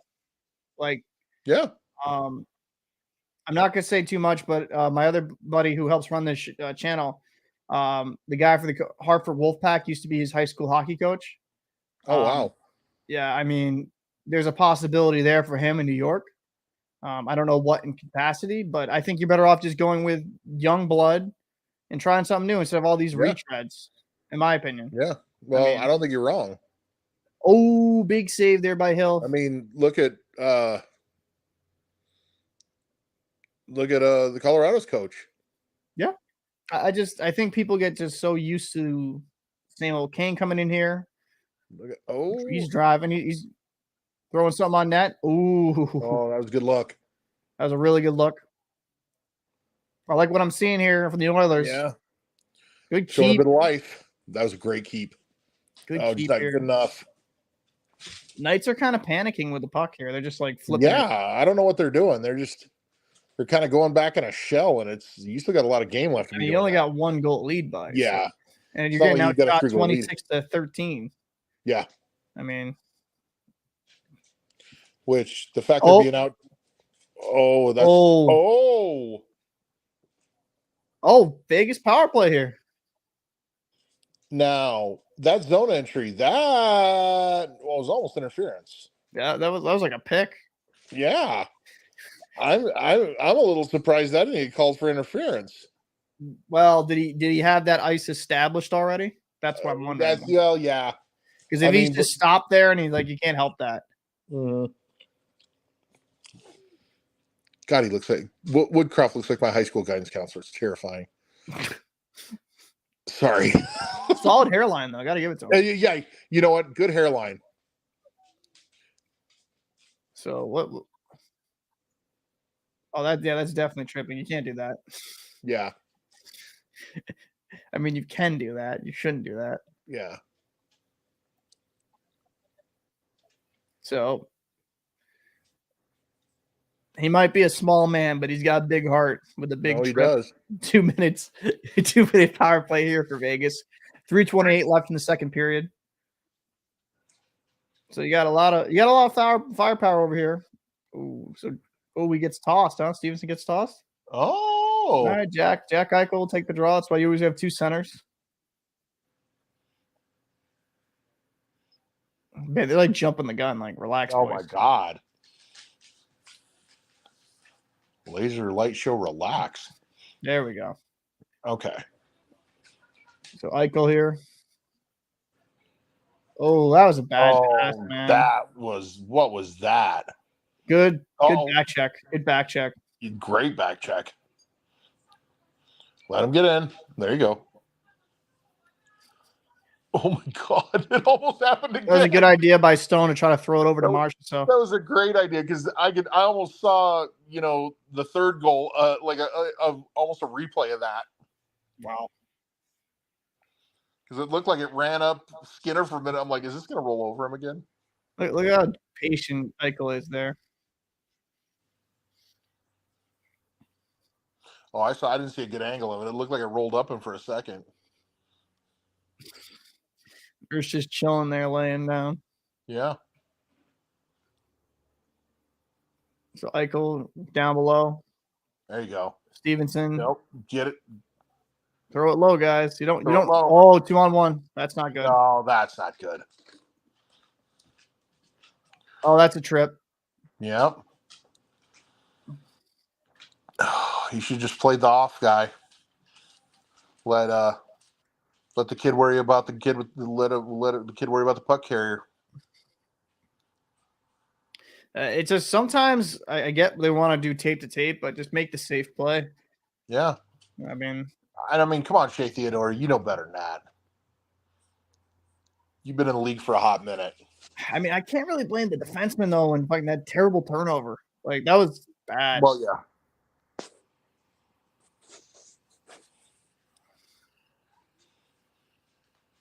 Yeah. I'll just let Bukestad shoot that, but Yeah.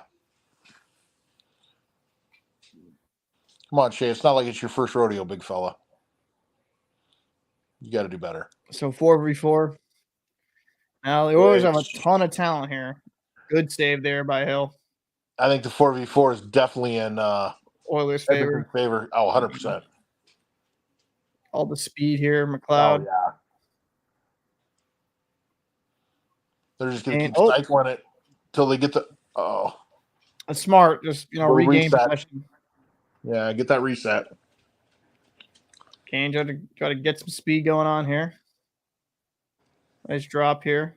Back to Ekholm. Ekholm drops it off. All these clean zoning. Oh. Yeah. Oh. You saw the numbers. You can't do that. Dude, what are you doing? See you later, big fella. What are you doing? You can't do that. Bro, you see the nut? Like, what are you doing? Yeah. That could have. Ooh.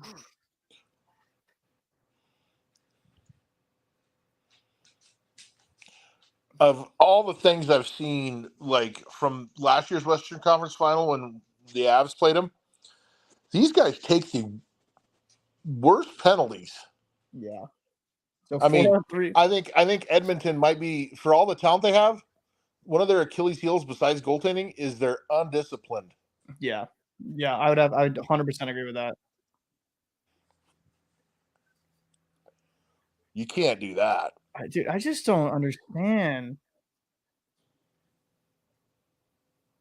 Okay, so Eichel here, short 4-3 now. They gotta be cognizant though of that guy coming out of the box. Wow. Yeah. Eichel's not. These passes from Eichel are just terrible right now. Lazy. He's just kind of flipping it over like he's in a beer league game. Oh, what is he doing? Get your shit together, Jack. Sorry for saying shit. It's fine. You can say that. Just don't say anything crazy. Oh, Marcia still throw it over. It's gonna be 4-4 in a second here, boys. Oh my God! Bingo. What a shot! Bingo! Bye, Skinner. Do you pull Skinner? Do you pull Skinner? Honest question. Right, you got to. You have to. You have to. Hey, Rick Kane, I appreciate you subscribing. Thank you for popping in. I appreciate that. I'm glad you enjoyed the content thus far. I mean, they got to pull Skinner, right? Thank you again, by the way, for subscribing, Rick Kane. I appreciate that. Yeah, I think Timo's right. He's got to have that, though, right? Yeah.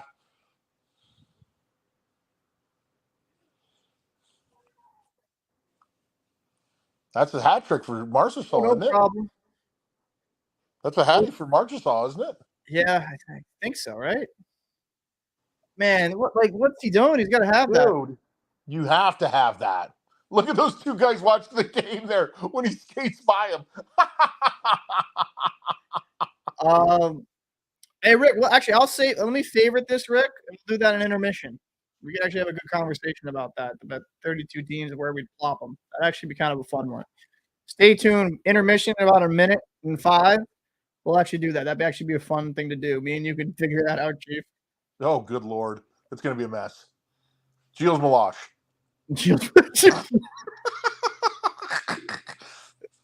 Hi, Jeffrey. Oh, man. I'm just here for the obscure references. Uh-oh. Oh, man. Oh. Skinner's fighting it right now, man. He's got no confidence. Holy smokes. Jack Campbell's going to come in next period. He has to. He's fighting it. But if I'm the Knights, trying to find Karlsson there low. Holy smokes. They gotta, if they want to end this series, man, get the puck on net. You got 16 seconds here. Stop being cute. Nope, stop being cute. Rip it. There you go. There you go. Do it. Get to the point. Rip her again. Oh, good luck. Oh, good save there by Skinner. Oh. Whew. Man, that was just a little high. Yep. Just in the words of Bob Uecker, just a bit outside. Wow. So at the end of the first, 4-2 Knights, 27-17 shots in favor of the Oilers, and I have to stop this because I will get in trouble with copyright. And I will let you know when the game actually starts this time. I appreciate you. That is you know what? I'm good for something occasionally. All right, let me pause that stream. Yeah. Hold on 1 second. I have got to take a 30-second timeout for station ID, and I'll be right back. All right, buddy, no worries. So, Kane, when he comes back, we'll actually do that. If you were to do 32-team NHL from scratch, where you put the teams, we'll definitely do that. That's actually that's a fun idea. Thank you, actually, that's a really good one. Skinner getting skinned. Yeah, it's not looking good. As for Knights fans, I can live with that. And Timu, damn copyright. Yeah, they're due to copyright. There's actually a lot of video ideas I want to do, and I got to kind of just with the playoffs and doing as many videos as I have been doing. I need to make sure to. I'm going to be doing breakdowns. I can only really do those on Patreon because it's just I don't have to worry about that. It's just going to throw it up and have fun with it. But I get it. They have the rights to this content. It'd be kind of weird if it's like, oh, let me just stream the game with you guys and watch it. Yeah. So in the words of House of Pain, I have returned. Oh, you have returned? Okay, so let's go into Rick. This is a good one, actually. I like this. Let me put up the playoff screen because this sometimes decides to decides to be weird for me.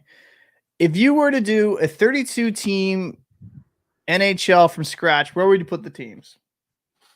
I wouldn't change much, truth be told. Say it again? I wouldn't change much, to be honest. The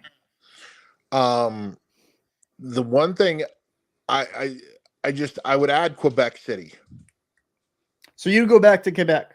Yeah. Okay. What? I mean, but I don't know who I'm taking away from though. I mean, Columbus, Arizona for sure. Yeah. Arizona just shipped to Quebec, and then you know what? I'm pretty much fine with the way it is. Personally, though, I mean, I have a very unpopular opinion. I think there's too many teams. I don't know. I don't know if there's too many actually at this point. I'd actually kind of disagree. I think there's just enough. I think 16-16 is fine. Now, I wouldn't go more than that. I think you're at the max now. You're at the max, like enough. You're pushing maximum density. So what would I do? Okay. So we have some people in here in the chat. Let me actually kind of show it. Rick says I'd put a team back in Atlanta. Okay. No. Corey says Milwaukee, Houston, Atlanta are the first cities that come to mind. Timu says I agree. I wouldn't change much, but I moved some teams depending on their city. This lady says move the Flames to Houston.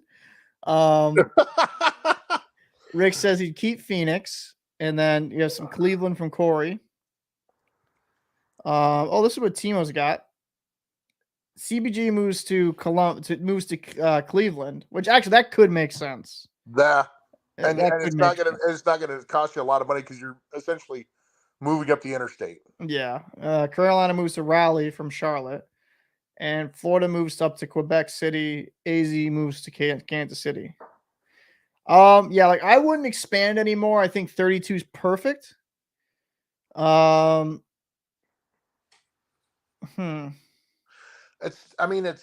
That's tough though.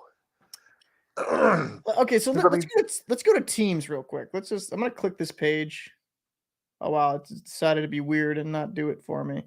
Let me go to standings actually. Break this down a bit easier. Let's do league. Let's do league. All right. We'll start from the bottom up. All right. Anaheim. Would you keep a team in Anaheim? When they were good, they sold well just because LA is such a large market. For a while, I remember when they were talking about having 2 teams in Minneapolis. Yeah, I remember that too. Because they could, but that's a city that granted, it's not one of the larger cities in the continental U.S. That fan base, that rabid hockey fan base, you could put a team in St. Paul and a team in Minnesota, and they'd probably both barns be sold out. Probably, yeah. For me, Anaheim, if they go back to the Mighty Ducks, I'd keep it. No, I hate their logo, man. Just me. I like the old school. Maybe it's because I grew up as watching those movies, but I agree with you. I think the market in Anaheim when they're doing they're good. I'll be honest with you. You know what I think would work probably better, and this might be kind of weird to say this, but maybe San Diego. No, no, because I'm going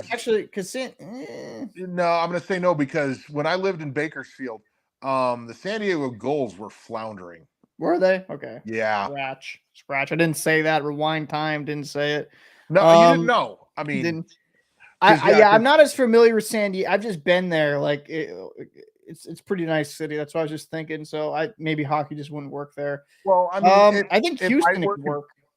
Well, Houston's got enough people it could work. Yeah, Houston could work. Columbus. Would you keep Columbus? I don't think so. Like Columbus, no. Arizona because they're playing at ASU right now for crying out loud. That ownership is just a dumpster fire. So, what are you talking about? Arizona? Yeah. Okay. So obviously you keep. Arena. So obviously you keep Chicago. Would you keep San Jose? When San Jose is good, they're the same as Anaheim. Yeah.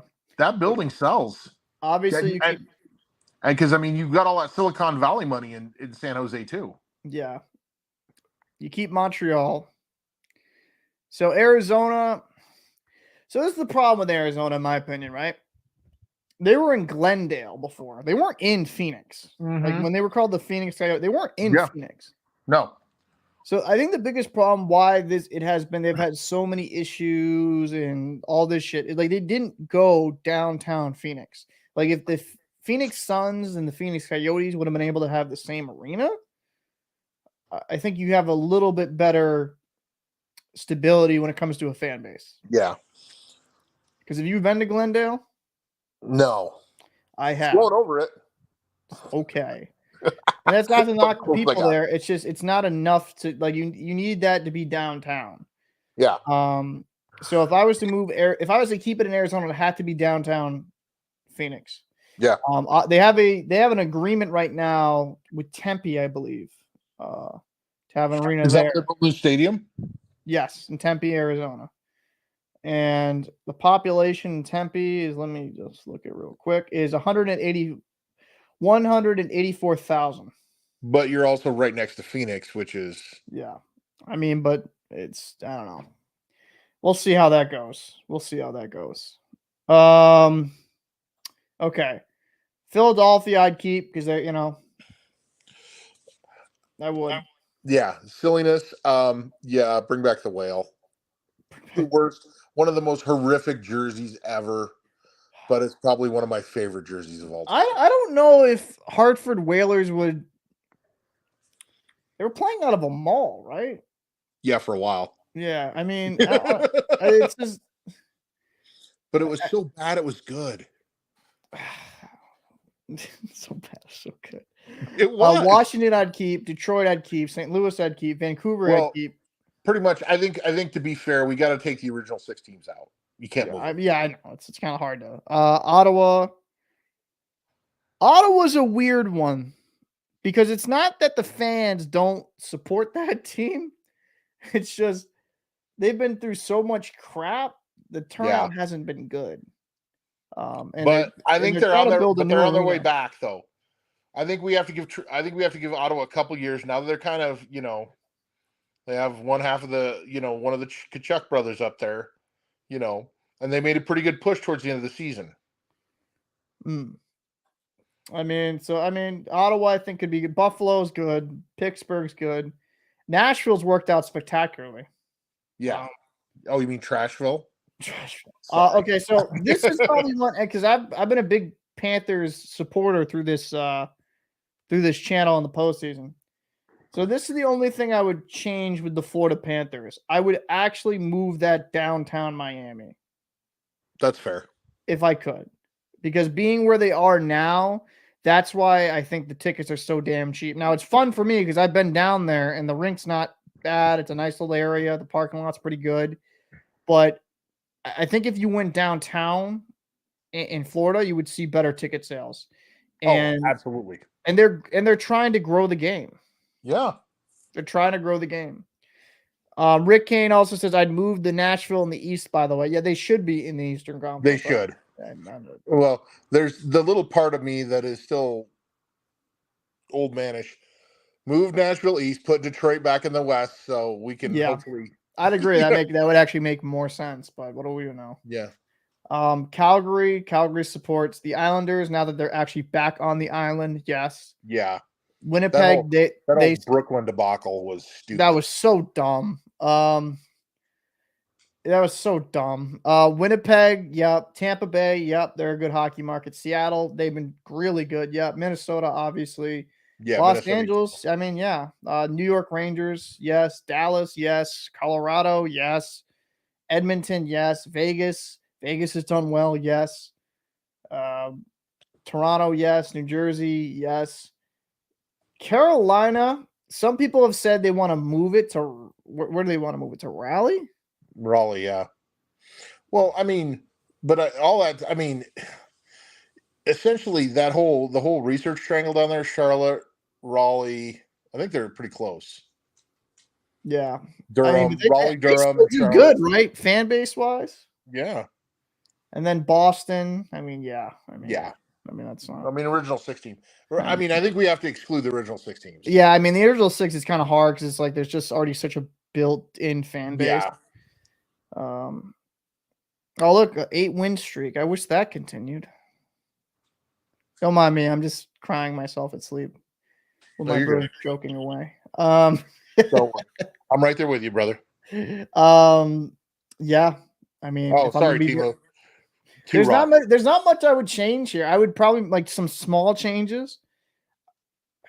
And if I was forced to move 2 teams out of all this 32, Columbus and Arizona. Yeah, I mean, probably, yeah. Yeah.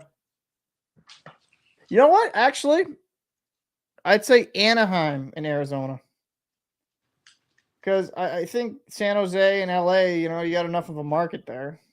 Maybe you tap into more fans. I don't know. I don't think so. Anaheim does good when they're good. I don't know.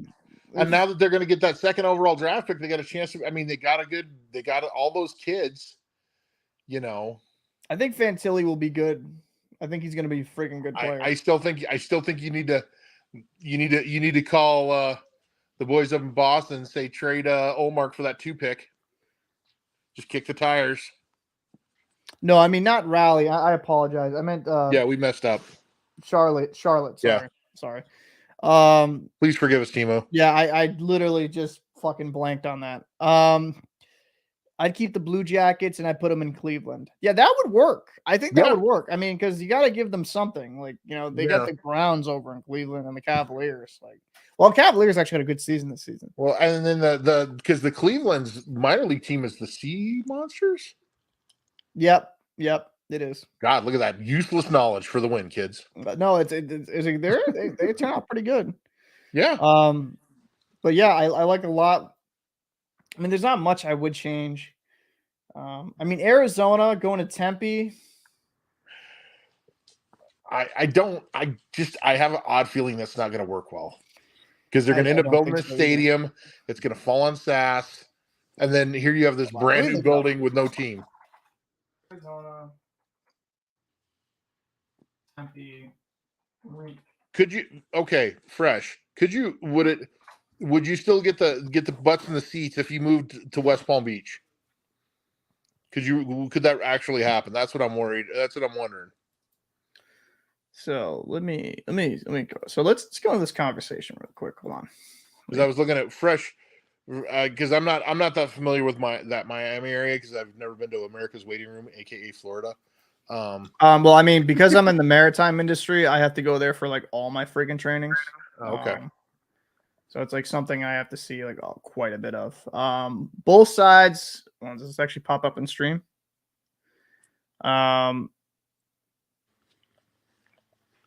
Or West Palm or Miami. Yeah, actually, Fort Lauderdale would make the most sense because you guys get a lot of foot traffic in Fort Lauderdale. Like that's where I do all my maritime trainings. Like Fort Lauderdale would actually work.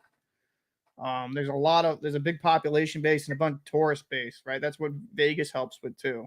Yeah. This is about the arena. Both sides push forward ahead of for Coyotes arena vote. Starting next week, Tempe vote. This was April 13th. Tempe voters will begin to receive ballots in the mail for the upcoming election to decide the future of the Arizona Coyotes deal. On Thursday, a few dozen protesters held signs outside the Tempe Chamber of Commerce, where Coyotes officials held a press conference for the deal. This is what the former vice mayor had to say, Lauren Kuby. Fundamentally, it's subsidizing a sports arena and is paying off the debt of a billionaire, Alex Morello. Oh, okay. Coyotes CEO Xavier Gutierrez says, if you don't believe us, listen to your neighbors, listen to your leaders.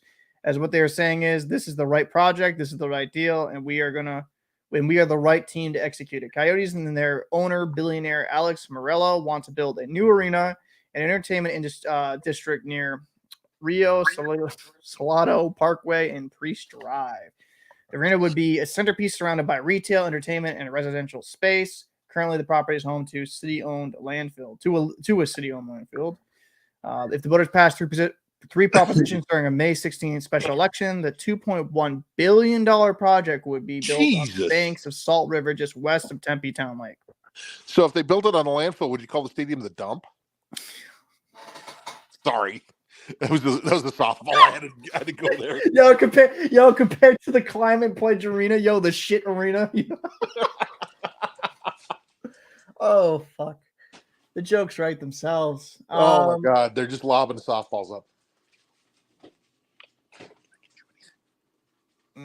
So Bettman hopes they pass. He says, something I'd not like to contemplate right now. Hopefully they pass if it doesn't. So okay. I mean, I don't know, man. There's so many hiccups. I think we're coming back, Paulie. Oh, we're coming back? I think so. Okay. I think we're done with the Steve Levy Messier. Okay, let me swatch over. See, look at that. I'm actually doing my job. I appreciate you, brother. Good for something. I'm helping. You're stupid. But yeah. So I'm just reading some of these comments now. Detroit approved expansion on the condition that they move to the east. Yeah, I know. I know that. It's Campbell. Oh, it is Campbell. Not surprised. I do know that, Joey. It's such a weird. It's so weird how they have Nashville in the West. Yeah. Weird. Hey, what's up, Alex? How you doing, bud? Not much. Chilling. Just came back from doing some stuff outside and saw that you were on, so came on. Appreciate you. Fresh says, not actually keep Florida there because soon they will build west through the Everglades and then they'll have more people. I mean, that's a possibility, yeah. But that's years down the road, though. It's got to be. Yeah. Rick Kane says he would axe the Panthers. I mean, I don't. The problem is the unfortunate situation is there's Panthers fans there. It's just I felt like for a while that franchise didn't support the fan base and like didn't really push the product, and I think that's what a lot of that like led to. You know what I mean? It's just a weird spot and where the arena was built. It's really good though. I actually don't mind the arena at all. So 4-2 here, Vegas. Have you been watching the game at all there, Alex? Yeah, just the most of the second period. I didn't get a chance to watch the first. I was, like I said, I was out. No, so I watched the second period, and it was one of those where Vegas just seems to have that little extra push that kind of just shuts down Edmonton's push, right? So both teams want it. This is Edmonton's chance to really prove what they have in the tank, because honestly, if they don't at least make it to the Western Conference Finals, it's another wasted season for them and the amount of talent that they have. Yeah, that's true. So we got are you on the same time there? I'm at 19 something else. 12. I'm at 19-12. Yep, same. Outstanding. So I have to ask you, because we've already kind of had this conversation, but since you're new coming into the show there, Alex, would you have started Jack Campbell in net? I mean, at this point, they want to go with the young hand, right? They kind of you don't want to take away you don't want to take away that trust that they've built with Skinner, because I feel like that's what they're planning to go with in the future, like long term. So I don't think they want to take away that trust level that they've developed to him. So it's possible that because they're not sitting on any real replacements for him, they're gonna just keep pushing on him. So before this game, this is one thing I'd say is, and it was in relief. Good try there. Campbell had a .957 save percentage in 3 relief appearances, and Skinner had like an 880 something, and I think it's worse now, obviously. So I don't know the updated stats, but I feel like it was a mistake going with Skinner. Same. Yeah, I mean, I think I would have liked to see Campbell more than I would have liked to have seen Skinner, but again, they're thinking long term, and probably also putting Skinner to the test. Kind of like, is this the guy? Remember, this is a pretty deep draft coming up. They might have their eyes set on somebody else that they kind of want to go for in the draft. Obviously, it's not going to be an instant impact, but at least, hey, maybe we can do something. Oh fuck. Maybe they can do something where they can either trade, pick somebody else up, or whatever the case may be along those lines. Right. You know what I'm saying? So I think it's more of a longevity thing, right? Trying to just figure out whether he's going to be the guy long term. I mean, he is only 24. Yeah. Mm-hmm. So like it's as a goalie, that's a baby. Like, you know what I mean? Yeah. Yes, but at the same time, look at the success that elite goalies have had at 24. Like, they've made their splash at 24, and even younger in some cases, right? So for them, they need to know what they have. Is this the guy that's going to be? Aiden Hill going for a freaking trip. Like, what are you going by? Stay in the net. You know my propensity to get out of the net. Hey, Alex. Yeah. I like where you're going with that, but the only thing I think of is I only think the Oilers have maybe a 2 more year window before they really got to start worrying about payroll. Mm-hmm. Yeah. I mean, the only thing I'd have to say with the 24, they show some flashes, but it's very rare for a goalie to be elite. Like, usually they have their best year around 26. That's what. And to be fair, we've all seen goalies as well. Like they'll just hit 30, and then they're like, "Oh wow, this is how you play goalie." Okay, and then they'll just have like they'll have a And then they just fantastic tear run. into it. Yeah, I mean it's ups and downs, right? I think some goalies when they're younger they can figure it out and they're going to be good. Oh, good play there. Hey, I like good job out of the Knights actually starting to make the zone entries a little harder for the Oilers. Yeah, I like what as opposed to the first two periods. I mean, the Oilers are out shooting them a lot. Oh, that was a great save. Good save there by Hill. 10 bells. Hill, man, and that's actually kind of so Aiden Hill, right? He's a guy that was in Arizona, in San Jose, couldn't figure it out, right? And I mean, he's kind of coming to his own here in the Vegas, right? Oh, that was a bad pass. Oh, that was a terrible pass. Oh, like terrible breakout. God, that looked like me playing NHL like 20. Jesus. Stevenson coming in. Ooh. So only I'm at 1508, by the way. We're at 1526. Oh, yeah. Okay. Yeah. You want to pause or? Yeah, I'll pause it. I'll let you know where I pause at. All right. Probably make it easiest to do the stoppage. There we go. Nope. No. Let me know what you stop at. Okay. Let's see. Give me a second and I'll stop it soon.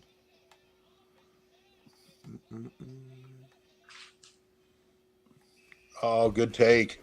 I'm going to stop it at 14:30 on the dot. Okay. So I'm 14, 50, 49, 48, 45, 44. I'll count it down from 35 down. Mm-hmm. All right. So 35, 34, 33, 32, 31, 30, 29, 28, 27, 26, 25, or 20. No, 26 son de pararon, okay? Yeah, Go ahead. Since you want to talk Spanish, I got you, bro. I got you, bro. Listen, man. I'm a bilingual idiot, so I got it. No English. I know enough Spanish to just get in trouble. So. Oh. Well, we really want to take this international. Wie heißt du? Wie geht's? Yeah. Ooh, okay. Yeah, we like, yeah.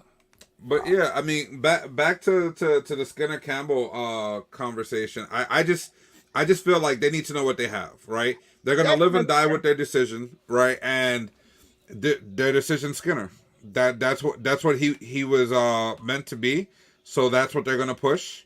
And how you call it? Again, they're gonna live and die with it because they need to really know what they have. They did pay Jack Campbell quite a bit of money. Yeah. That's and I guess it's kind of. I don't know if you should really be figuring out whether you're going to live or die in an elimination game 6. I mean, the only problem I have, right, is that if Jack Campbell was doing kind of terrible, I could, you know what I mean, just go with Skinner, right? Or even if he was doing just moderately better, I could understand it. But I think we've seen goalies that had horrific seasons like Grubauer, Bobrovsky, that have found their form in the postseason. And Campbell's kind of looked like that guy, to be fair to him. He's played very good in relief. And I think you're just better off giving this guy a chance. I mean, in my opinion, because some of those goals that were let in by Skinner were really bad. There was 2 that were horrible. Yeah, like Mm-hmm. he should have had 3. I mean, and his rebound control has been really bad. Yeah, it's really not bad. been good. But I do understand what you're saying with Alex. I would even agree with it to an extent. It's just it's so hard because it's like game 6. It's a crucial game. I mean, right? It's a tough one to just, listen, this is what they get paid for, right? General managers, coaches, they get paid to make these type of decisions, whether people like it or don't like it. Oh my God, what a save. Holy schnitzel. Dude. Jeez. Wow, what a save, man. That was a fantastic save by Hill. He exploded from his left to his right. Somehow kept that out of the net. Oh, good. That out. I can't wait to see the replay of that. I'm not going to lie. Oh, yeah, me too. It looked like he slid over and then lurched forward. Oh, good poke. McLeod's got some speed on, man. Yeah, he does. Stephenson here. Oh, great drop pass. Ooh, Oh! that was right past Campbell. That was filthy. That was Gulak coming in. Good White Cloud up the boards here. Icing. Yeah. Dude, I got to see that save. Oh, they got to show it. They got to show it. No ads, please. Enough ads. Oh, I mean, come on, guys. Like, I get it. I don't want to see your app ads that barely work half the time. Yeah, and I know. Your dodgy app. What's going on, 1010? Appreciate you watching us from Facebook. Hold on, let me see this save here. Oh, they're going to show the Skinner. Oh, that just got his jersey. Oh. That couldn't have been any closer. maybe. Oh, wow. They got to, okay. I was going to say, I thought they iced it for a second again. I was like, Jesus, guy, like, relax. Gather the puck.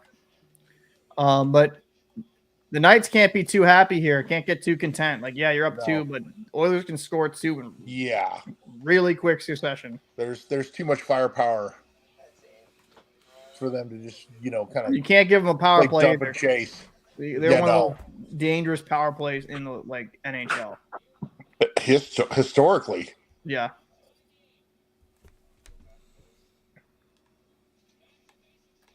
Oh, trying to. Oh, that was a weird save there by Hill. That was odd. Redirected? I see a Jersey Mike's ad on the boards. I'm kind of hungry, boys. Are you? Jesus. God, if it wasn't closed, I'd think about it. I know. This is why they put this messaging. So what you're saying is that their advertising is working. Got It's working, bro. Yeah. It's working. Well, when hunger's when real. it flashed away, I saw Tim Hortons that made me even more upset. The hunger's real. So Bouchard will gather this. That makes me want a cup of coffee. Did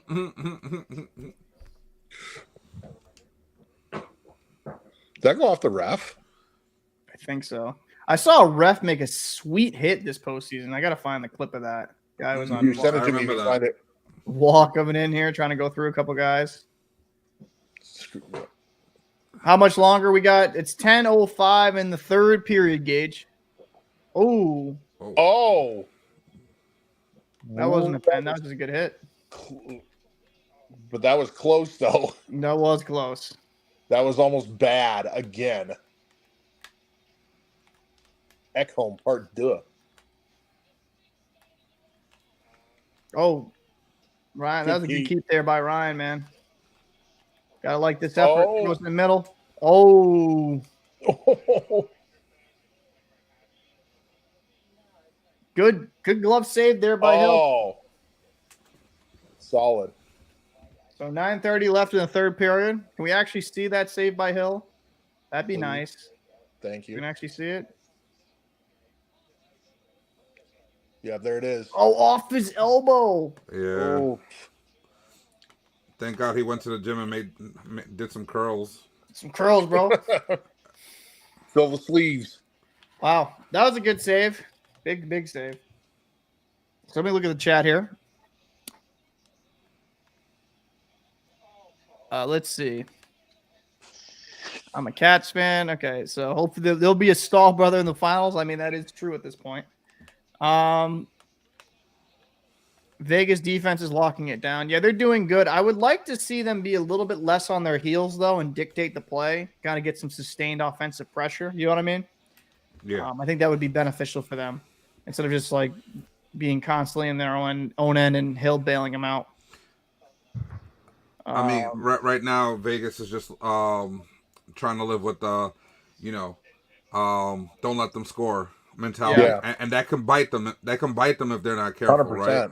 100%. Yeah, you got to be careful with that because if you're not, this team, this Oilers team has a prolific offense. They can score like that, like quick.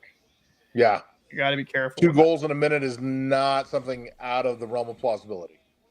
Yeah.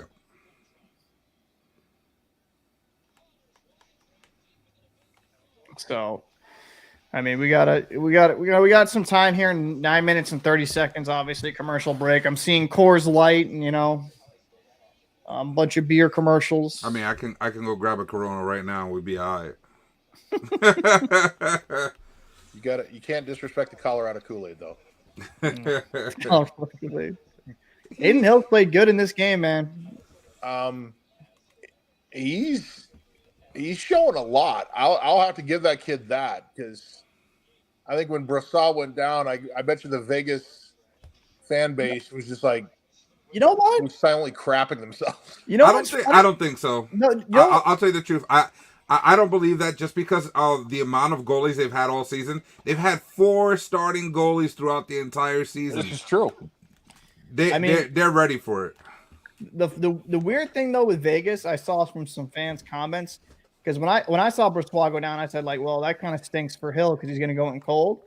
But there wasn't just 1 or 2. A lot of them say that Hill's a better goalie than Brossoit. So I thought that was almost a pen. Bouchard here for the point. Good save. People said that Hill was their backup to Thompson most of the season.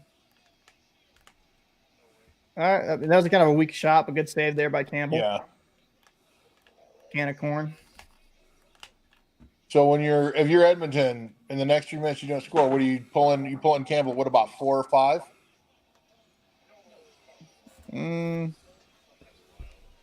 I don't know. I mean, probably. They're going to pull him at 4. That's been the trend throughout the entire playoffs. Oh, blew a tire. That was unfortunate. Gage asked, did Connor McDavid get more than 1 shot? I think he's had a couple on net. I don't have it right in front of me, but I believe so.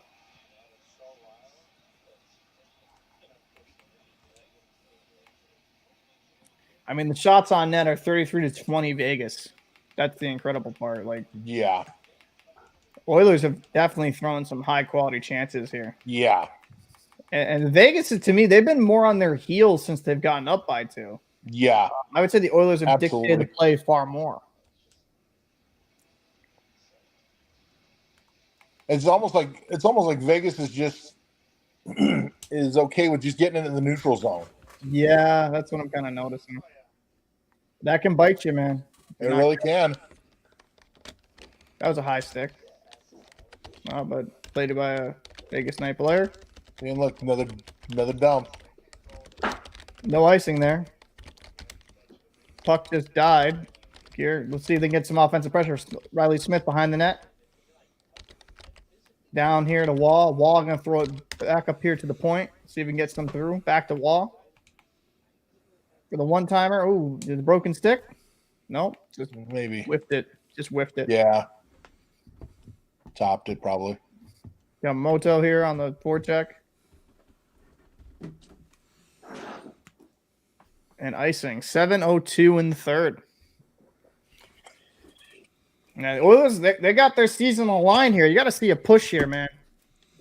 Well, this is where you want to see the awesome duo of McDavid and Draisaitl, but also the support characters on their team, because obviously Vegas is going to try and lock down those 2 superstars, right, with the best that they have, and it's going to probably be the secondary to even third options that have to make a difference if they even get a chance to play. But outside of that, McDavid needs to show why he's considered the best player in the world right now, and Draisaitl right behind him. They got to show why they're the best duo in NHL playoff history. Just saying. Well, they're putting up prolific 55 to do it. We're going back to commercial again, guys. Jesus. Of course, anything to make this longer. Not like anybody needs to sleep. You know what's dumb though? This game should have been at like 8 Eastern. Like it was so stupid. They had well, what time is it for them? Isn't it like what 8 Eastern for them? 25. I think we're in the same time zone. I'm in the same time zone. They're in Mountain like me. It's like you would have been better off just having it. Yeah, so they started at 8 o'clock over there. Yeah. Yeah, exactly. They started for their own time frame. Hours. I mean, listen, you want as much eyes on the game as possible. I mean, they at least just started. There's only one game today. Yeah, they should have. The latest they should have started is at 9 Eastern, 7 Mountain. Yep. That's all I was going to say, 7 o'clock Mountain Time. Yep. That would have made more sense, but I mean, that's usual game time start anyways, is 7. NHL proposed an earlier start time, but the ESPN turned them down because of baseball coverage. Yeah, the Red Sox game. Yeah. I was right. Woo! I'm 1 for 1. It's crazy. That sucks. I mean, it is what it is. I like watching the games, so I've been watching a lot of late games, so I'm not. It's not like I'm not used to it, but it's just kind of annoying. It's like, come on.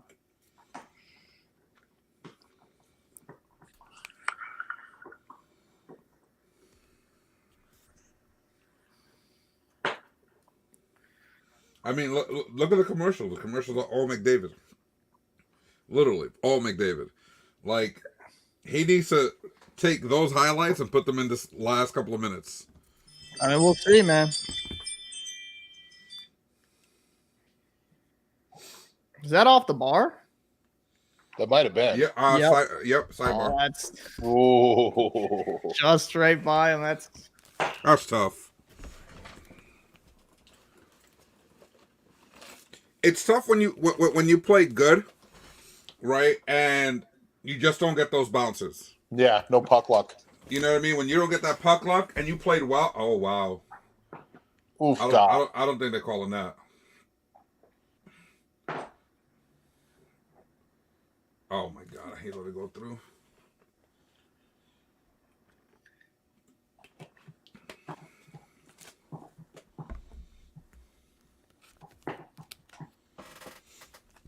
Oh, he's got to get off the ice. He's bleeding. I think, yeah. He either doesn't know that he's bleeding, or he's trying to make a statement like, "Hey, listen, I'm bleeding, and you guys didn't call anything." There you go. Yep.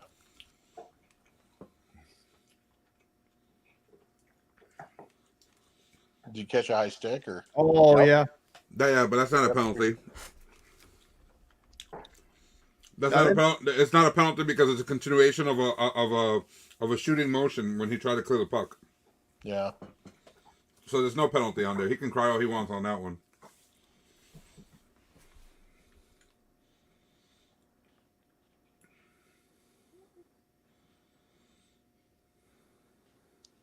That might be the best news for the Knights this period. Yeah. Good drop pass here, Nurse. Oh, that was beautiful. Oh, the 1-2. They gotta just start ripping them on net, man. Yep. I mean, Hill's just made some spectacular saves. We just gotta really test the kid. So we got about 5:40 here left in the third period. About 4.5. I'm gonna bet that if I was a gambling man, I'm gonna say 4.5. They pull him. Yep. 4.5, 4. In that little time range, I think they pull him. So yeah. So we got Your they're trying to 4.5. get up here.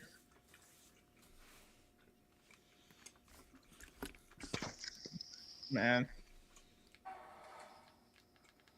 Bad transition there for the Oilers.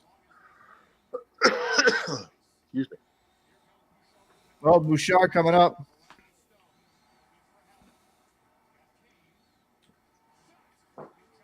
Okay. Oh, good. Hey, good box out there. Great box out. Was it Martinez in front? That was a good box out. That's what they need to do. Keep getting it to the net. That's it. Just keep shooting. Keep shooting. Find the puck luck.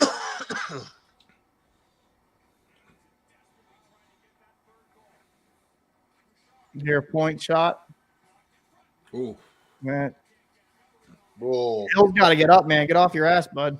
Yeah. No goalies. Lucky Get break. your lumber. Oh. Wow. Nugent Hopkins here. Draisaitl is that? Yep. Throws it down. Oh my God! What a save! Wow. What a save!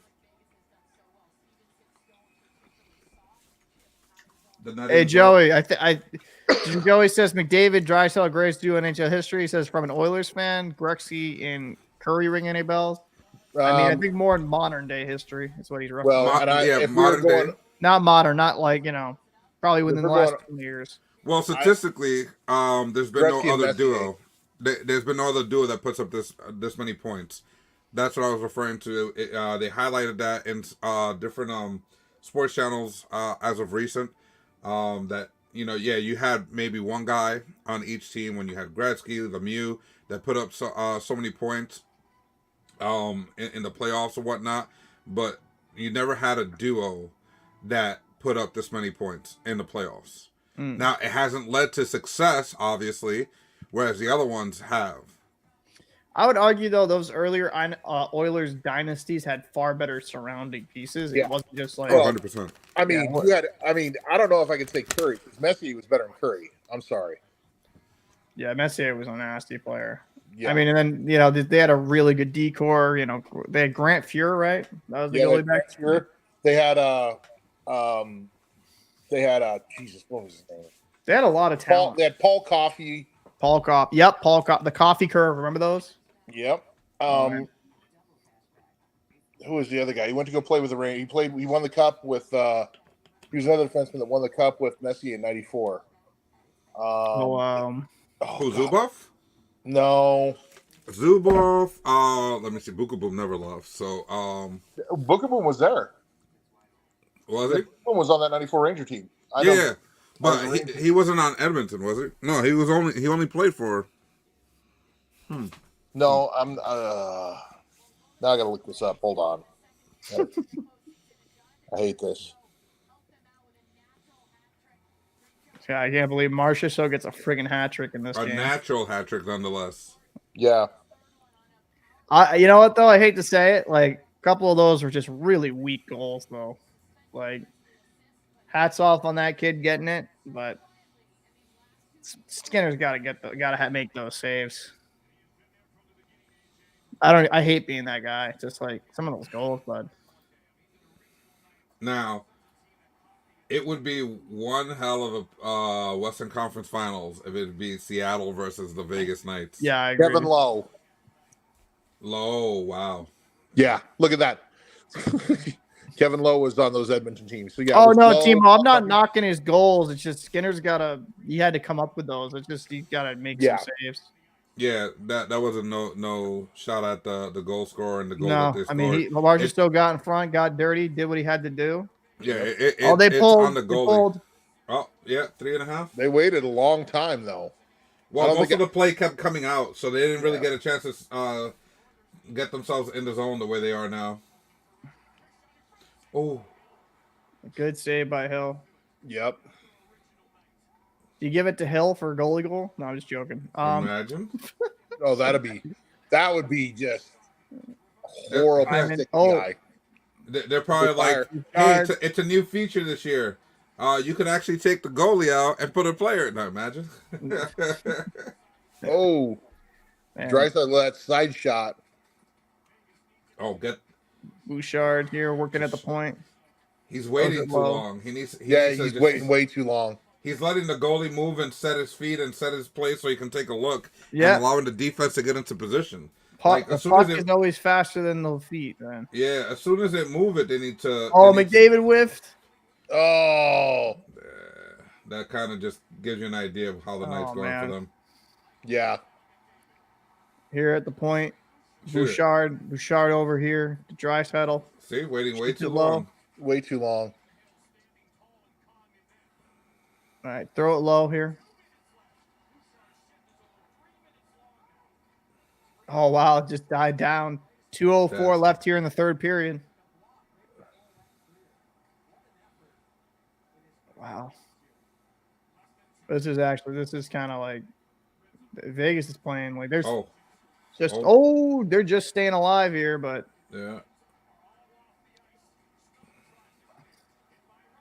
They can't get it out. No. That was a good keep. Good play. Bad Smart puck play. luck. Wow. This will be the end of their season. They better get something here. Jeez. 90 seconds away from handshakes if nothing happens. Yep. You hate to see it. You hate to see it. Oh, Smith. Oh. Boy, yeoman's work by Smith. Smart play here by Vegas. Just Stop the momentum. Kill some clock. Oh. This is 55 seconds left here. Draisaitl back to the point, back to Bouchard. Bouchard back to Draisaitl. Just shoot the damn thing. Great block there by Smith. Smith is all over him. Over. Yeah. It's over here. Yep. That's it. They know. Season's over. Hats off to Vegas, man. Yep. Hats off to Vegas. They played a great series, man. They hung on here. Giant Slayers. Whew. That's a rough one though. If you're an Oilers fan, man, you have all this talent. You have some of the best players in the world, and they just come up short. So the question here is, right, as the season ends for Edmonton, is what do you do different? I think Woodcroft might be gone, even though he's only been there a year and a half. You know what? I can't blame all the coach. I mean, the goalie's got to make a save here. Yeah. I mean, Vegas. You know what? I know Marsh still got the hat trick, but the star of the game here for me is Adin Hill. 100%. Yeah. Yeah, no, definitely. Guy was just fantastic. Made so many big saves, and he made saves. He made saves that Skinner just didn't give him. No. So, if I have to put it on one dude, it's Skinner. I mean, couldn't stop a beach ball. No. Could not stop beach ball. So this is how the game ends. 41 shots on goals, 22 for 41 to 22 in favor of the Oilers. 0 for 2 on the power play for the Knights. 0 for 1 for the Oilers. Oilers out-hit the Knights 45 to 22. Again, it's tough, right? Because all these stats that you're putting out there right now, right, shows that the Oilers played one hell of a game. The only problem was that they didn't get the puck luck. There was a lot of missed opportunities. The puck just didn't go their way. I mean, Adin Hill, man. Yeah, he definitely made the saves that he needed to make. 39 saves on 41 shots against for a 951. Whoa. Remarkable, man. They should have played Campbell, man. Yeah. They should have played Campbell. I agree. I hate to be Monday night quarterback or Sunday night after the game quarterback, but yeah, they should have played Campbell. I mean, Campbell. I mean, he didn't get tested too much, obviously, in this game, but made 4 saves on 4 shots. I mean, look at this: 17 shots against, 13 saves, man. 765, just not good enough. No. Not good enough, man. And that's the goal, not gonna get it done. So, and this is the biggest problem, right? This is the biggest problem I have with Skinner, right? We watched the game, so I can say this. Absolutely terrible 2 goals let in, backbreaking. Yeah. And your team's dominating. So it's just crazy. Joey has Oilers invested so much in Campbell, then didn't play him. That's going to be on the radio for the next leg. 100. Oh, yeah. Yeah, 100%. You have McDavid and Draisaitl only score 2. Get the fuck out. Joey John says, "Do you guys have the Knights winning the cup?" No, I don't. Not yet. I'll have to really evaluate it when we look at it. I got to see who they're playing first, and then sit down and evaluate the games that they played between each other. Right. Evaluate the injuries. Evaluate who's who is healthy, who's on a streak, who's heating up. Take all that stuff into consideration. It's the matchups, man. That's where it kind of comes down to. Yeah. It's why it's not I mean, it's kind of is like that. Story says Edmonton was never going to win 2-1 or 2-0. The Oilers stars need to score. I mean, but your goalie needs to make saves, man. Well, all right. So, I mean, the defense for Edmonton was not horrible. Right. Oh, it was. I gotta disagree. No. I mean, it could have been worse, right? my thing is they need to really focus on getting real defensemen that can actually hold, like play real defense, because they have a lot of guys that know how to move the puck and do the offensive stuff, right? And this is the trouble with a lot of teams nowadays, is that they want their defensemen to really help push with the offense, stuff like that, and it's costing them. The teams that have guys that are a little bit more solid on the back end and a little more stay at home, they're the ones that are winning, and and it's showing why you need defensemen. Like even if you look at the Norris Trophy, finalists or whatever, none of those guys are defensemen except what's his name from the Winnipeg Jets? Oh, Morrissey. Morrissey, right? Morrissey, Yeah. exactly. Yeah. He's the only guy who's like really like both back and forth. The other guys, they kind of struggled on the defensive end, great on the offensive end, right? And it's one of those things that a lot of these teams think that's where the way to go, but it's really not. So this is what I said actually in the intermission of one of the periods, and me and Chief were talking, right? I think they'd be far better off, instead of re-signing Kane, they would have been far better off getting another defenseman in Edmonton. Yep. And, for me, they signed Jack Campbell. They did try to find a steady goaltender, and Campbell was horrific in the season. Now, to be fair, in the postseason, he looked pretty solid, right? And Skinner was okay, but that's a lot to ask of a young goalie to carry this team the distance. It has none of that background, none of that experience. And, for me, they have all the offensive firepower in the world, but they don't have any of the defensive discipline. Nope. And, two of those goals were horrific, and then a couple were bad breakdowns. I don't know. So, Paul, can you do me a favor? Can you pull up the cap-friendly depth roster for the Oilers? Yep. I want to just have this conversation with you boys. Bud. I'm gonna bounce here in a second, but before I go, I'm just gonna say the Knights will have a better matchup against the Kraken. I don't know how well they would do against Dallas. Interesting. Yep. I mean, I could see what you're saying there. I could see what you're saying there. Because I would like their chances better against the Kraken than I would the Stars. I think it'd still go 6 or 7 games. Either way. But the matchup that they would be better off with is the Kraken. That makes sense. I mean, I don't know if I agree with you. I'd have to look at it a little bit deeper, see the matchup perfectly. But I think by the way, thanks for coming in, man. I do appreciate you helping me with the show. Brother. I might stop by tomorrow night.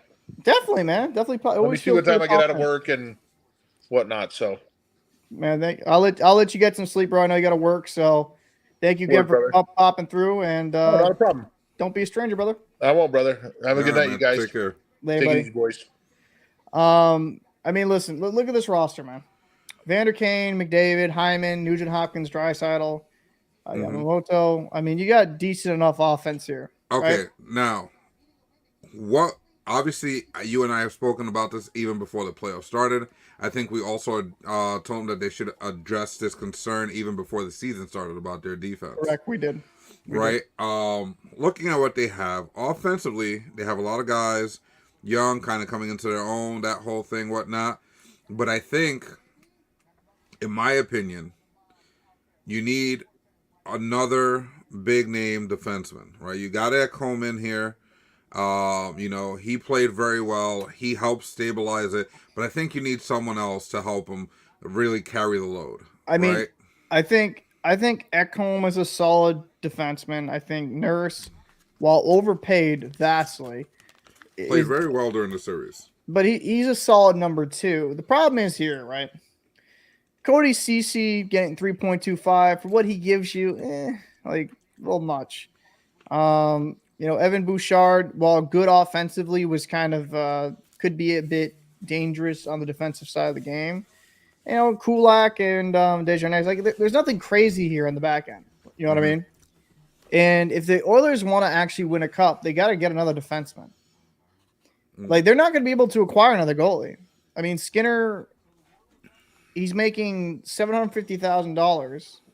Let me actually make sure of that. $750K. Yeah, but I want to make sure it's actually 700. If there's no bumps here in the next couple years. That's actually what I'm trying to see. because like I don't know if he's not. Yeah, he's gonna be making 2.5 next year. 2.5. So he gets a bump. So Skinner gets a bump next year to 2.5. And then you're going to be paying $7.5 million for both your goalies. Mm-hmm. I mean, what you hope for if you're an Oilers fan, you're hoping Campbell can bounce back next year.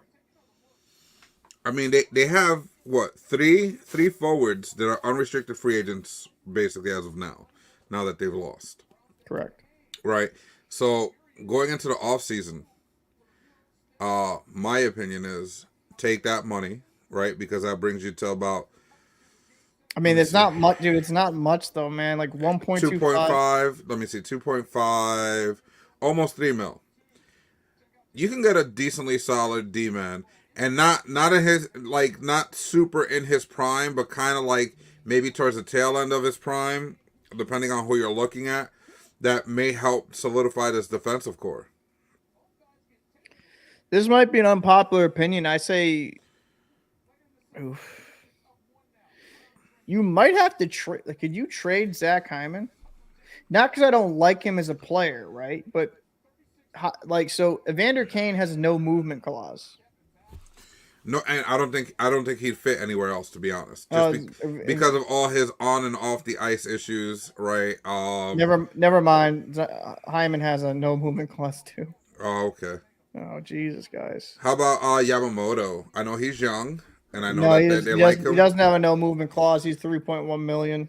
Right. So you may look at moving someone like him for a big defensive name. Why? Because he's got value. He's 24. He's been playing very well. He's starting to grow in the sport as far as what he can do, his skill set, right? You may get more from him. You may not get more from him, right? Because like I said, he's still growing.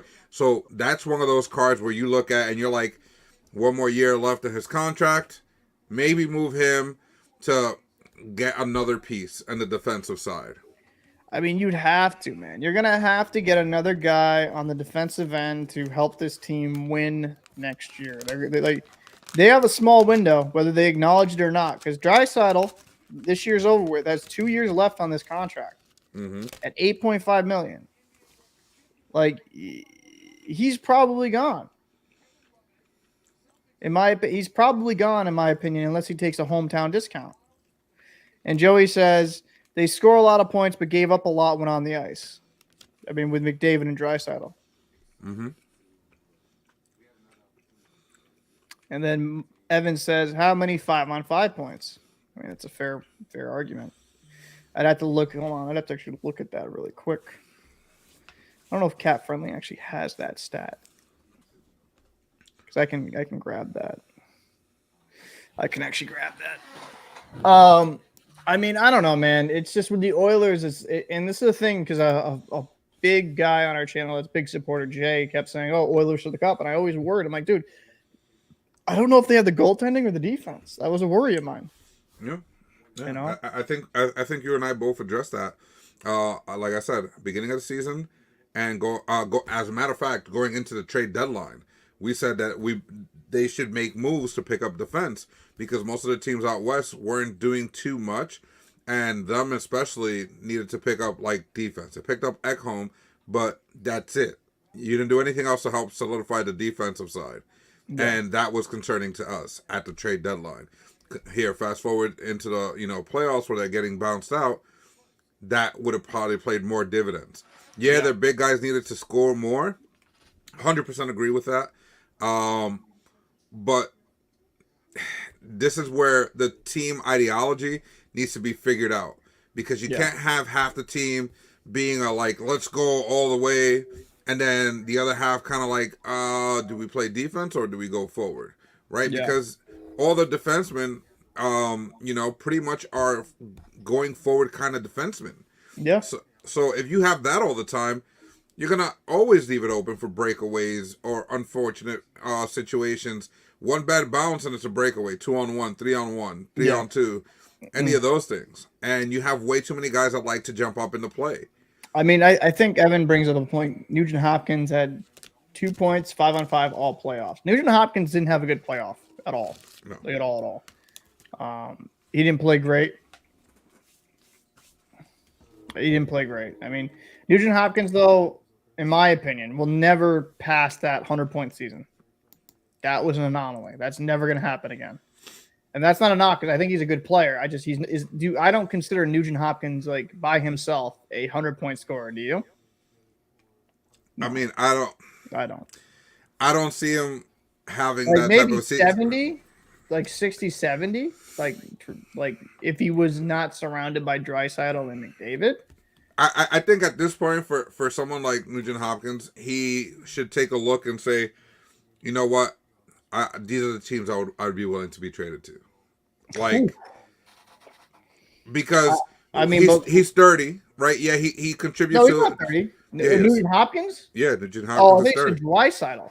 Oh, not the Draisaitl. Draisaitl 27. I was gonna say. I was like, wait a minute, because I was confused. no, Nugent Hopkins. Like he's 30, right? Obviously, his team is currently a contender, but they need a lot of. They still need a lot to really help them, right? So now it's kind of like, would he fit somewhere else with a team that may have a better setup to get to that end, right? He would really need to sit down and consider that whole scenario and see what's best for him.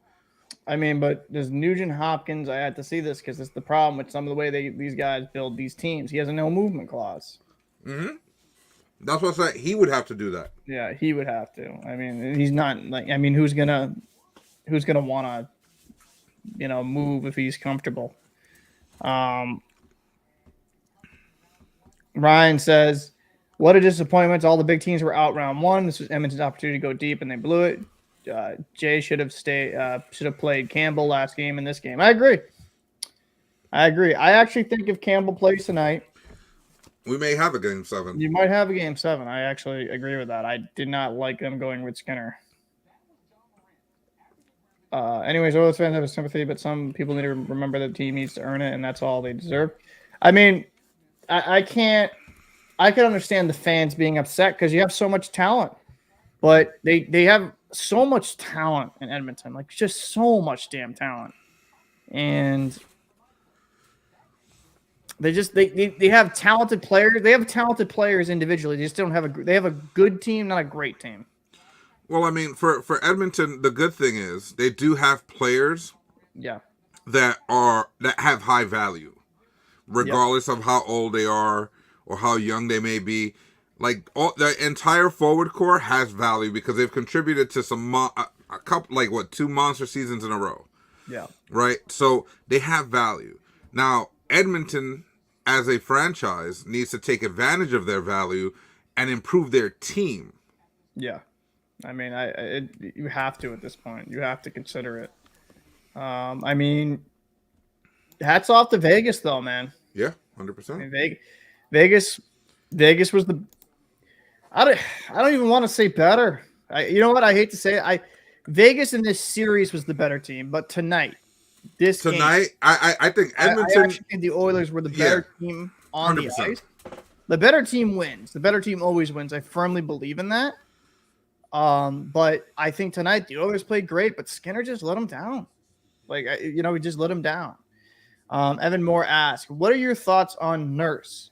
What do you do?" Nurse is an awful contract. Yeah, awful. His contract. I'm not a fan of Nurse at that cap hit. He's making, oh my god, until when? 9.25. That's ridiculous. Until when though? Hold on, wait a minute. When's this up? Bro, he has another 7 years on his contract, my dude. Oh my god, dude. He has another 7 years. Yeah. Let me see. Why would you do that to yourself? Yeah. He's gonna be 35 at the end of this deal. That's so dumb. Yeah. Nurse is probably a 2 to maybe 4 at most $1 million player. Yeah. You don't pay 9.25 to a friggin' Nurse. What? Yeah. I never understood that contract when it was signed. It was like when Seth Jones got that massive deal as well, right? Yeah. In Chicago. Yep. That was a dumb deal as well. Yeah. No, you just There's a couple of really bad defensive contracts out there. It just I makes mean, you scratch. It makes you scratch your head, man. Like, why would you sign these guys to such? You know what? You know what? If you sign Nurse to a $9.25 million deal for maybe like 3-4 years, I mean, it's not great. Don't get me wrong, but okay, it's short term. right. You're At least, locked up. Yeah. Now for you're locked up 7 more 9.5, 9.25 for 7 more years. Like, that's just crazy. It's dumb. And then, like we say, bring in a guy, right? Try to bring in a guy, but you need to.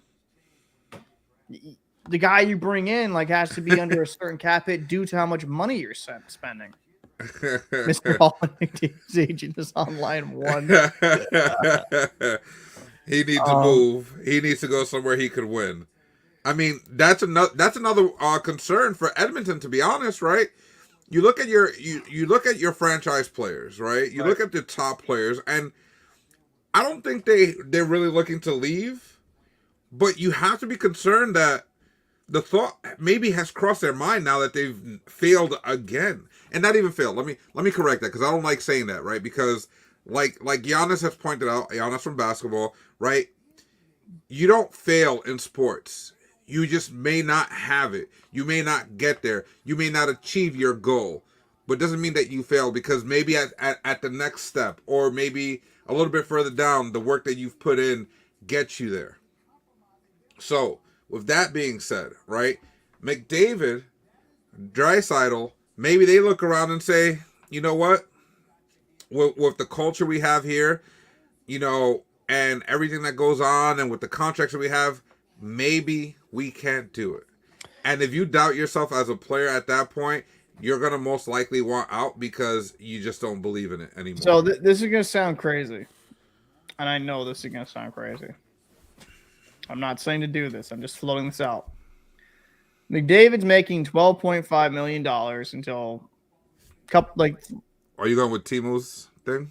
three seasons. No, I wouldn't trade for Matthews. I personally, but I mean, maybe I don't know. But I think, does McDavid even come back here? Like, if you don't win a cup and your cap is so hamstrung by terrible contracts, does McDavid leave? That's actually something you have to ask yourself, right?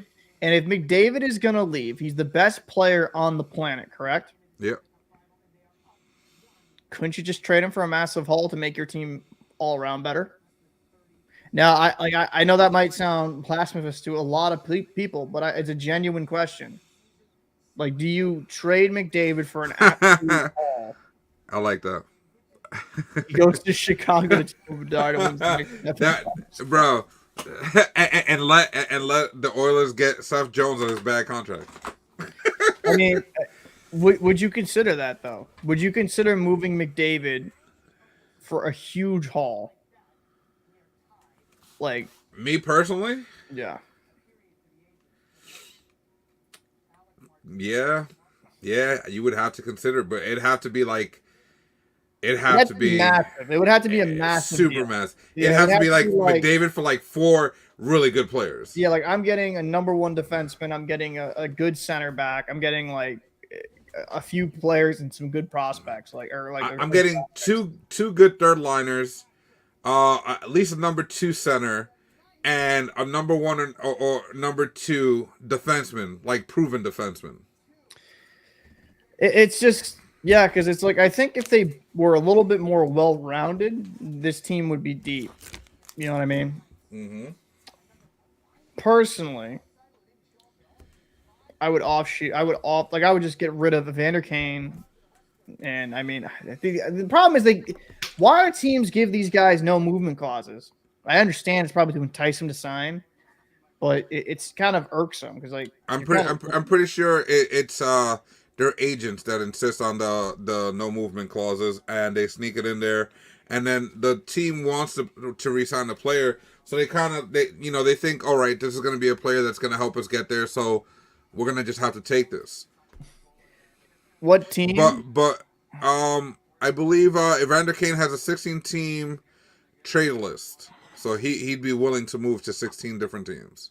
So what team would this happen to? I'm not sure, Timo. I mean, Buffalo could make it work cap-wise easily. They have so much money in cap, right? Let me see. Hyman has a 10-team trade list. But is that because I was looking at it, right? Let me back it. Because some of these don't activate, like some of them are full no movement clauses until a certain year. 26, so 27. So yeah, no, but that's what I'm saying. In 26, 27, that's when he has an 18 trade deadline. Like right now, he has a complete no movement clause. Right now, he has. Let me see. Oh no, I'm sorry. 26, 27. He has an 8-team trade list. 27, 28. He has 10-team trade list. Nugent Hopkins, on the other hand, has a no move clause. Draisaitl has a until the 25th. Draisaitl has a modified no trade, so over 10 teams.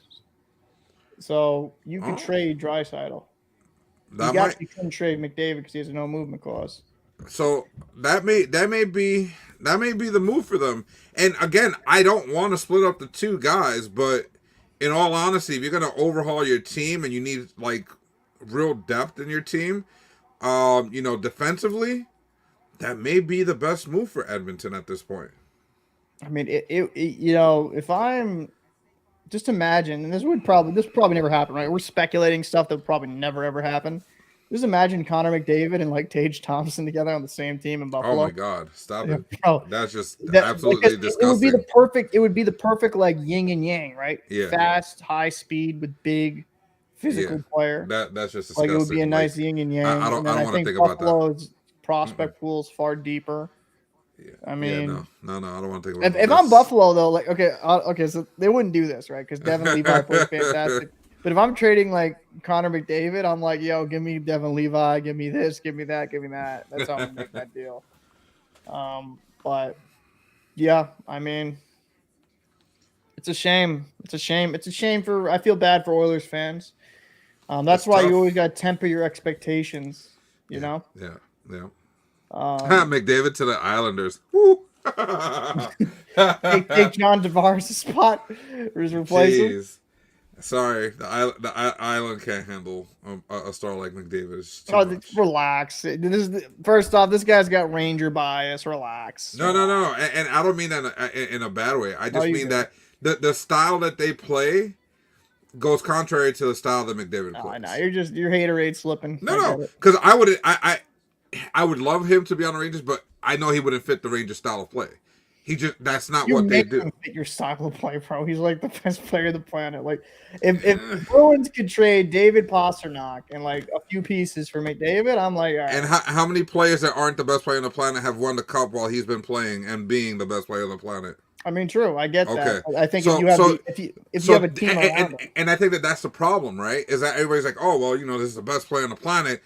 What would you even think about? Well, do you want to win a chip or do you want to just have the best player on the planet? That's true. Right, and that's the real situation that Edmonton finds themselves in. You have two of the best players on the planet, hands down, and you can't win a cup. So what do? Do you give one of them up to solidify a team that possibly can win? Because there's no guarantees in sports, right? We know this. You could have the best players on the planet and in the beginning of the season, lose everybody on the team. They all get hurt or sick or whatever, right? And nothing will come from it. Yeah. Right. I mean, so there's no guarantees. So as an owner, having the best player on the planet, or having the two top players on the planet, and maybe getting rid of one of them to solidify a team that can really contend, like really deep down, all the way around, defensively, offensively, you get a better goal, like the whole thing. You're able to do that by getting rid of one player. Would you choose to stick with the best two players on the planet, or would you give up one of the best players on the planet to solidify a team? You make your team better. Like better end of the day. I mean, I think this playoffs is proven. It's not always the best talent. It's not always the most talented teams that advance. It's the best teams that advance. Mm-hmm. There's a difference. There's a difference between being the most talented and being the best team overall.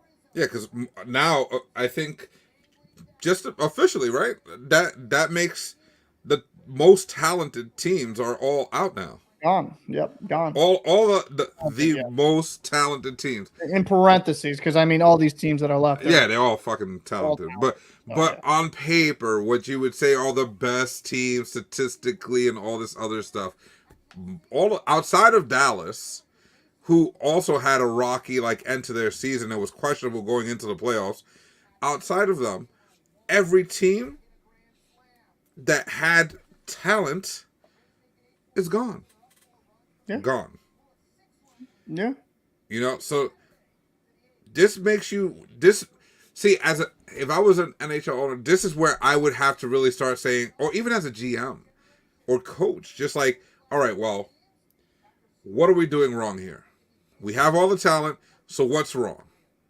And if they can't decipher that their defense is what's wrong, then you have bad ownership, bad coaching, and bad overall team management in your GM and president. So, Timo brought up an interesting one. Leon and Yamamoto for Pasta and Allmark. I would do that. Of course. I would Of course you would. Because Allmark is probably never going to play as good as he did this season. I would do that because the Bruins don't have a number one center. Mm-hmm. I mean, even if Bergeron's coming back, he's older. He's better. That would actually be a good trade for more so for Boston than Edmonton. That'd be really good for him. Shut up. No disrespect. Listen. If I was Edmonton, they'd have to add a defenseman in there somewhere. No. And I'm not saying your top defenseman, but you won't give up a McAvoy. I'll give you O'Reilly that's currently in the AHL that we're burying. There we go. Oh my god. Okay, I'm done. I'm done with that conversation. But yeah, I would do that trade. But that's just me. And I'm a Bruins fan saying that shit. So, Kings had Bernie Nichols scored 150 points with Gretzky on the team. Was traded for Sandstrom and Granato. Yeah, I mean, it's too expensive to have talent in this league. Can't win that way. You need to have cheap logs of wood guys that block shots and do hungry hippo poke checks for 60 minutes. I mean, you're not wrong. You need to have a cheaper bottom six with some talent mixed in. And Jack says, Pastrnak ain't going anywhere, and Ullmark is average at best. I wouldn't say average. I think he's an above-average goalie. But, I mean, he played out of his mind this year until he got hurt. But, let's talk about them Knights, though. Talk about them goddamn Vegas Knights. Yeah, let's take a look at that team. Let's show some respect. No, listen. You have to put yourself in a position to win, right? And Vegas did that. And not only that, they knew what their game plan was. It didn't derive from their game plan. They knew they had to shut down the most or the highest offensive team going into any play. Well, throughout anything outside of Boston, right? Yeah, they knew they had their work cut out, in front of them. And Edmonton, yeah, they're that team. You know what I mean? That has all the offense. So Jack, I'm just going to say this because, you say average at best, and we can agree to disagree, but he was hurt. He got hurt before very early on, and they played him hurt instead of going with Swayman, which was weird. But, that's a whole different can of worms. They should have played Swayman in probably Game 5, Game 6, because he wasn't looking right. He looked hurt. Especially moving laterally. But let's go into the scoring here. So Riley Smith with the first goal. All right. Started out strong, 24 seconds in. And then what? Less than 30 seconds later, or about 30 seconds later, Connor McDavid scores. Then a little under a couple minutes later, Fogle scores. Yeah, it's 2-1 going after the first. And then Jonathan Marchessault says, I'm on one today, boys. Scores one. He said, this is my time. Scores Just give me the puck. He's like, I'm going to play like I'm on a contract here. And then, there was obviously no scoring until that empty net third goal. I mean, I'm going to be doing a breakdown like I usually do on the channel, so I can't show clips on here, unfortunately, because I get hit for copyright. But as always, there's going to be a post-game breakdown that I'm going to do with the clips involved and talking about the game. So definitely make sure to stay tuned for that. Jack says Buffalo drafted him, developed him, and let him walk in free agency. I mean, I would argue outside of Devin Levi, no goalie has really been successful in Buffalo. And Levi's rate's been kind of it's a small sample size. And I think the world of Devin Levi. I'm a big Hockey East guy. I watch him quite a bit on Nesson. But Buffalo's defense hasn't been great for a while.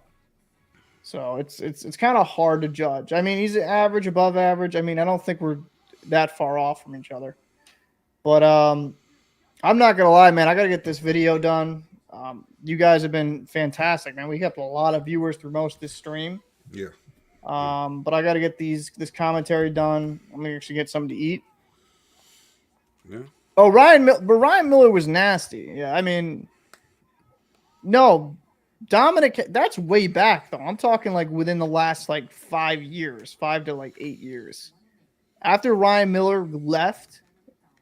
And where did he go? Did he go to Anaheim and then Vancouver? Or was it Vancouver to Anaheim? I forget. Right, I think it was Vancouver to Anaheim. Vancouver to Anaheim, yeah.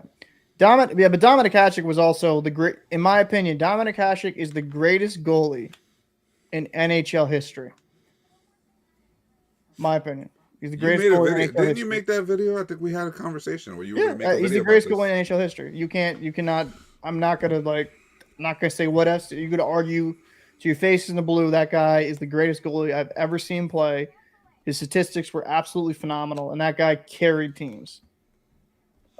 Greatest goalie in NHL history. I take him over Waugh. I take him over Brodeur because that guy, he would stop pucks with his head. He would stop pucks with his toes, anything possible, Yeah. And it was interesting too. Oh, Timo. This is actually a good point, right? Treated him like trash, the Blackhawks. It was a weird situation because of the USSR at the time, where he couldn't come over immediately, and then he was Ed Belfour? Who else was there? It was Ed Belfour. Who was the other goalie? He's the third goalie, and then he got moved over. But yeah, Dominic Hasek is my favorite goalie of all time. Even when he was 40, he was still good. He got the Red Wings a cup.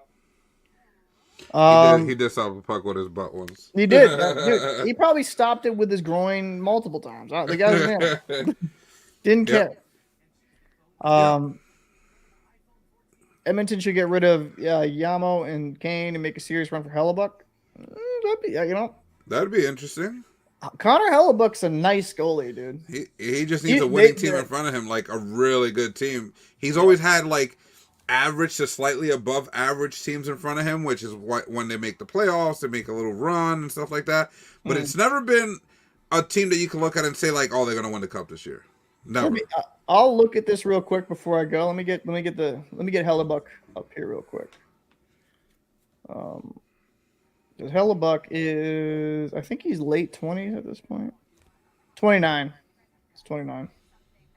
He's gonna be turning 30 in a few days. That's not actually a bad one. No, that's not a bad for goalies, right?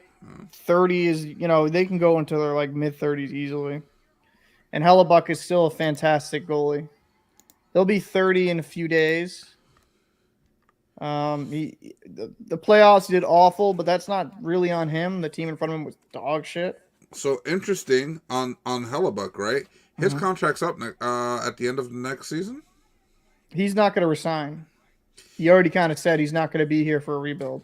Right. So I don't blame him. In that scenario, for Winnipeg, are you shopping Hellebuck out? And for a team like Edmonton that obviously needs that position, do you look to possibly make a trade there? Yeah, I mean, you would have to deal Campbell. You would have to. I think you would have to deal Campbell, and on top of that, you'd probably have to deal maybe 1 or 2 draft picks, and not first, second round, kind of third, fourth kind of thing. I mean, I think Hellebuck you could get a first off Helly, right? I mean, he's a guy. He had 920 save percentage this season. Yeah, you probably could. I mean, maybe a first. I don't know. It's like goalies are such weird to hard to judge and value because some teams value them, some don't. So that's a very interesting conversation to have. I mean, I would give up a first round pick for Hellebuck if I could lock him up long term. Like I could lock him up to like a 5-year contract, so I have a number one goalie for the next 4 to 5 years. I like Hellebuck game a lot. I think he's actually underappreciated due to him playing in Winnipeg. 100%. Because he's not in a big market. And now Winnipeg's an awesome market to play in. Fans love them. But let's just be real. I don't think he gets the notoriety or the coverage due to him being in Winnipeg. Well, if he was like in New York, or if he was in Chicago, or he was in Boston, or he was in, I don't know, St. Louis, like he would be looked at as like a Shesterkin this year or Ullmark this year. You know what I'm saying? Like he'd be looked in that light a little bit more.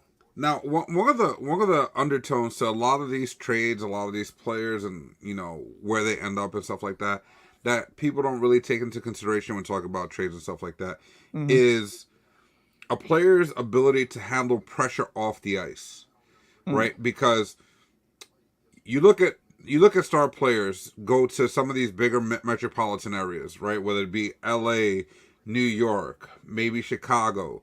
Right, like where it's like big time, and there's so much outside pressure. Forget about on the ice pressure. Off the ice pressure is just ridiculous, right? Some of these guys are not built for that. Some of these guys that are good, that are really good and stuff like that, they're not built for that type of pressure.